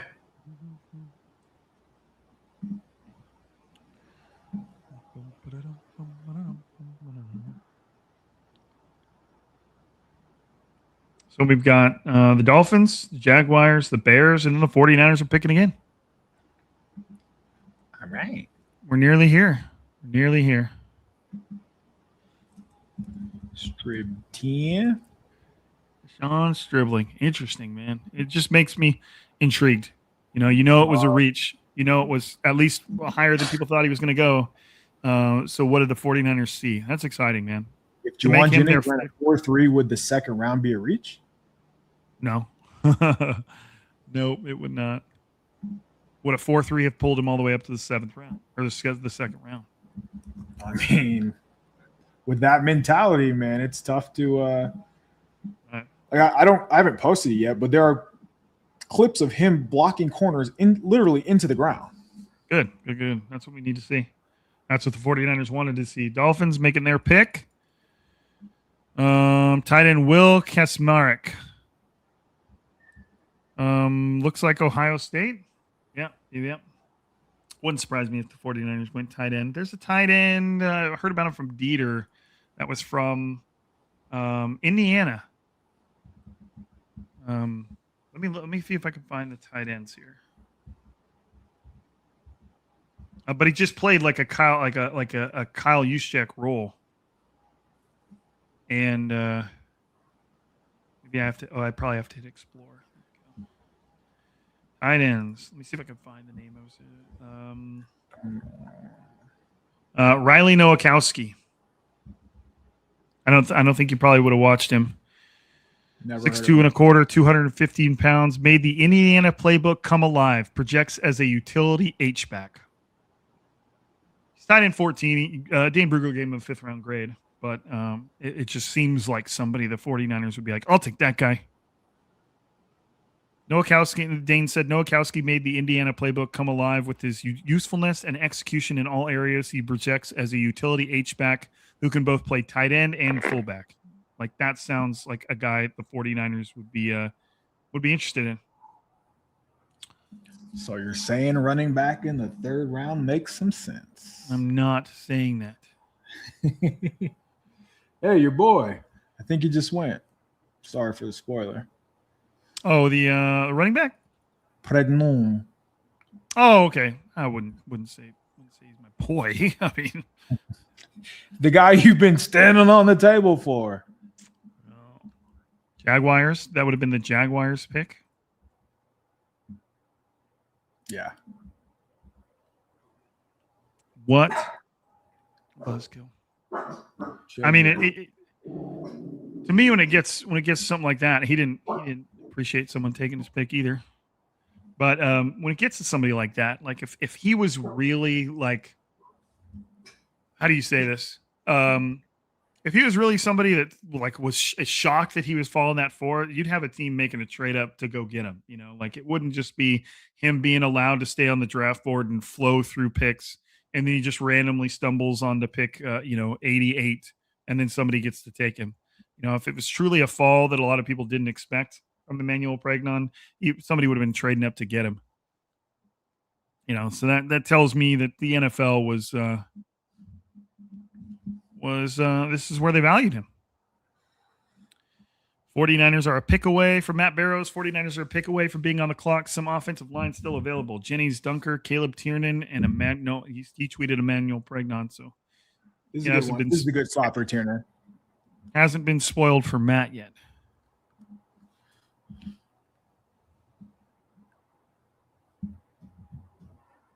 Yeah, interesting. It's always interesting to me when a player falls that far. Just based on consensus versus projected, but again, if a team thought it was out of their mind that he'd fallen that far, you would have had somebody trading up to go get him. They wouldn't have just let him fall into the laps of a team. So most of this is built on the perception that we've been reading in mock drafts for months and months. Right. John Stribbling was, I think I looked this up. He was 158 in January. And obviously the 49ers, like, they did not view him as the 158th best pick in the draft. So it just kind of tells you how all it takes is one team. So yeah, not too surprising. Cross off Emmanuel Pregnon from the list. It does not hurt me to do so. It's okay. And he was on the consensus board. Emmanuel Pregnon was the 42nd ranked player. So the Jaguars have picked, and now we've got the Bears and the 49ers. So we are here. KP, you're on the clock. Who would you take? Is there a name out there that you like? I think AJ Halsey's still on the board. Were you a fan of his? No, I think he got picked. I'm pretty sure he got picked. Did he? Okay, let me see. Yeah, he did. He got picked by the Colts. Yeah. That's what I get. That's what I get for thinking it was a good pick. Tiernan makes sense. That would come in a position that they haven't addressed yet. Somebody that could realistically develop behind Trent Williams, but everybody has him pegged as a guard. So you would, if he is, you would immediately insert into that competition with the few other players that the 49ers picked up in the offseason. I might take Burke here, honestly. Travis? Now that I said that, yeah, I would think I might take him. Travis type? And what, somebody already tell you who the pick was? No, I promise I have no idea who the pick was. I didn't know. I thought they had a pick to go. Okay. Do you know the name Xavion Thomas? Don't? Because That's who the Bears picked. I don't even have him on here. Xavier Thomas, LSU. He wasn't on that. 213th on PFF's big board. So I only did 200 and I think I did 200 players. Let me see where wide receiver 34 from Dane Brugler had him in the 7th round grade. Wow. The Bears just had some conviction there. Both PFF and Dane Brugler had him ranked in this like the 7th round. So that's an interesting pick for the Bears, and that would mean the 49ers are officially on the clock. So let's see where we're going to be here. We're back into podcast mode. I'm going to go ahead and close out of Twitter. Connor Lou's still there for Michael in the chat. Malik Muhammad, cornerback Malik Muhammad, who they met with, is still there, I believe. Keith Abney, who you liked, is still there. I think Jenny Dunker is still there. Running back Mike Washington would be the most 49ers pick of all time. Wide receiver Chris Bell is still on the board at 90. So is cornerback Jermod McCoy. What? Just don't know that. You saying that, Jermod McCoy being available at 90, at number 90, tells you that he has nothing in that knee. Yeah, with the tape he put on the last year, that's rough. I watched him, and he was the only player that I felt this way. So I think Jeremiah Smith, Ohio State wide receiver, is like as rare as a purple chip as it gets. I think he's one of the purple chip. I've never even heard that. There's a purple chip. That is a player who, across the board, it could be a number one overall. Yeah, in every draft. Like that is Jeremiah Smith. That's how good he is. McCoy was guarding him on an island in 2024 in that bowl game. Like he gave up a touchdown, but he was in position on a lot of those. I thought he was special, or I thought he was the closest thing to what special looks like. I thought he was better than Delane, who the Chiefs traded up for. So to the fact that he's here is all injury. The 49ers have made a pick. They are not trading out. So we will get to break down one more pick for y'all before we get out of here. Danny Dennis Sutton, Chris Bell, Keontae Scott, Connor Liu, Caleb Tiernan. There's names on there. Got the volume turned off, so I got to wait for the text. Where are we going? And here it comes. Running back Kalin Black. It was a running back. Back, you motherfucker. I knew it. I've heard that name associated with the 49ers quite a bit. I think that's early. Dane Brugler had him all the way down at 179. Woo. That's some heat right there. The consensus board had him all the way down at 197. Just more proof that the 49ers do their own thing. Let me at least pull up Dane Brugler's scouting report. That was one running back that I didn't necessarily get into based on where he was graded and based on the picks he had out of Indiana. 2,596 rush yards and 17 touchdowns and 6 receiving touchdowns in his career. Kyle Shanahan is smiling this time. He's not upset. They're all smiling. Good for them. Dane Brugler said a short, well-built back who punches above his weight class. Pass catching needs work, which is, again, in my opinion, the last thing a 49ers running back the 49ers draft should need work on. Like he needs to be able to operate in the pass game. KP, you got any thoughts? I don't have anything on him. I don't. He was there. Watching him. I remember watching Hamby, because Hamby was a starter. Right. Oof. No, I don't know. I'm trying to look him up. Let's see how big was he? He's got to be 220 plus, right? Because that's kind of their thing. No, 5'9", 211, 6-year senior. Good Lord. Yeah, that's hey, we're we're getting to the point where the reaches are just the way the 49ers do things. This one hits them all. As far as consensus boards, as far as Dane Brugler's board, is way, way, way. It's about where did you say he was on the consensus with Brugler? He was 179th for Brugler. So you're 90 picks ahead on that one. That's roughly 3 rounds. And then 2.5. And then he was 197th on the consensus board. So over 100 picks on that one. Not to mention, so you're combining you're combining 2 jokes. 1, the reaching, 2, the running backs in the 3rd round. So that's a pick. That's a pick. Of all the picks they could have made in that spot, that is certainly one of them. That was one. Okay. I got a scouting report. Black isn't the most physically. Where'd it go? Here's the overview on him. Black isn't the most physically imposing back, but his competitiveness, footwork, and contact balance as a runner are quality traits that can be valuable as a depth piece in a running back room at the next level. Talking about depth pieces in the 3rd round. He had 186 carries for 1,034 yards. He averaged 5.6 yards a pop, and he got in the end zone 10 times. No, this is last season. Really? Yeah, I'm looking at him on PFF right now. So he didn't do nothing. The only problem, the one that I don't like, is he had 5 catches on 7 targets for 42 yards. So there's not a lot to take from that. He was one. So if you add it all up, he was 187 on PFF's big board. He was 179 on Dane Brugler's and 197 on the consensus. And so between those 3 boards, they all line up right around the same. Now that could be groupthink, but at the same time, that is far and away the biggest reach of.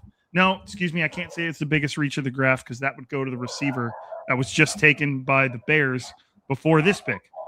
So PFF says Black brings strong legs, good burst, and the kind of effort coaches appreciate in a hard-nosed running style. However, his run game lacks true difference-making, creativity, and his 3rd down usage is very limited. So to me, based on my own thoughts, that's almost the opposite of what I felt the 49ers needed in a backup running back. But again, they like Jordan James. It's just not somebody that I feel like gets Christian McCaffrey off the field. Yeah. He had 6 targets last year. That is insane. And 3 of those came in weeks 12 and 14. So he legitimately did not play on 3rd down, is what that tells you. Benjamin Solak tweeted, "I don't love my wife the way Kyle Shanahan loves drafting a 3rd round running back. Can't even compete. Yeah, that's weird. I just don't understand how you fall on that again. And they've got their types. But that just seems totally wild. Totally. I mean, it's okay. Let me refresh. It's not wild. It's exactly what the 49ers do all the time. It just is maybe accelerated, exaggerated. It's funny. I mean, maybe it's not funny. Maybe it upsets people, but at least they're predictable. And then, of course, right after that, the Raiders take Trey Zoom, a nice interior offensive lineman who the 49ers probably would have benefited from. But what was the point of getting a 3rd rounder if you're going to use it on a running back? On a running back who doesn't play on passing downs. On a running back who doesn't play on passing downs, who's sub 220, doesn't have like an explosive gear, and was a backup. What? I don't know. I'm going to have to start watching a lot more. Like I said, I saw Kalin Black's name a lot. I just never really gave him a look because I figured he was well beyond where the 49ers were picking. But that shows you what I know, given the fact that the 49ers love to drastically reach for he's a 6-year senior. So. And he's old. And then, of course, right after that, Deshawn Barham goes to the Cowboys. So, I don't know. That one might take the cake in the 49ers land. It's not a kicker. It's not a punter, but it's right there in terms of I don't know. Well, KP, I mean, you've got Deshawn Stribbling. which was a head scratcher, but I can see that one for sure. And it wasn't as, he had a second round grade. So that one's not nearly as much of a head scratcher. Romelo Height, that would have made perfect sense. Kind of value lined up right there. You see his role and you see what he's going to do. And then you got a running back in Kalin Black, which is, again, a pick. You got any final thoughts here? No, I'm going to spend tonight watching Kalin Black, I guess. I know. Let's hope we can find some positivity. I know. Okay, so the plan tomorrow for everybody listening on the podcast and everybody still hanging out in the YouTube, we'll probably, the 49ers might maneuver around a little bit, but if it stays the way it is right now, we'll probably let the first 4th round pick come by before we hop on, and then we'll hop on for that group of, I think, at least 3 in a row or 4 in a row, because they've been moving around so much, it's hard to know exactly what they've got left. Let me, I know Cam Inman had that nice tweet. Let me go back there to find it. Okay, so the 49ers just used 70 and 90, and right now in the 4th round they've got 107, 127, 133, and 139. So I'm thinking our live part of the stream will be reacting to 107 and then reacting live to 127, 133, and 139 as they happen. That should be pretty quick, given it's the 4th round, and hopefully by then we'll be able to come at you with some sort of takes about Kalin Black, another running back that I'm sure is just going to fall to the wayside in the 49ers land of backups that never get to do anything. Okay. KP, did we do it? We did the thing. We did it. Only thing I noticed from any highlights on him is he does have good vision, and that'll take you far. But we'll see. You got to have some other stuff too. But all right, I appreciate everybody. That was a long stream, over 2 hours. I appreciate everybody who hung out. I appreciate everybody who watched the draft with us. It's cool. This is a fun little adventure, this YouTube thing. I understand everybody else has been doing it for a decade, but here we are. And if you're listening on the podcast, appreciate you as well. Make sure you jump on iTunes, Spotify, leave us a 5-star review if you haven't already. I would greatly appreciate it. I think that's all we got for today. Looking forward to getting back on here tomorrow. But y'all already know what it is. That's KP. I'm Rob. This is Striking Gold, and we're signing out.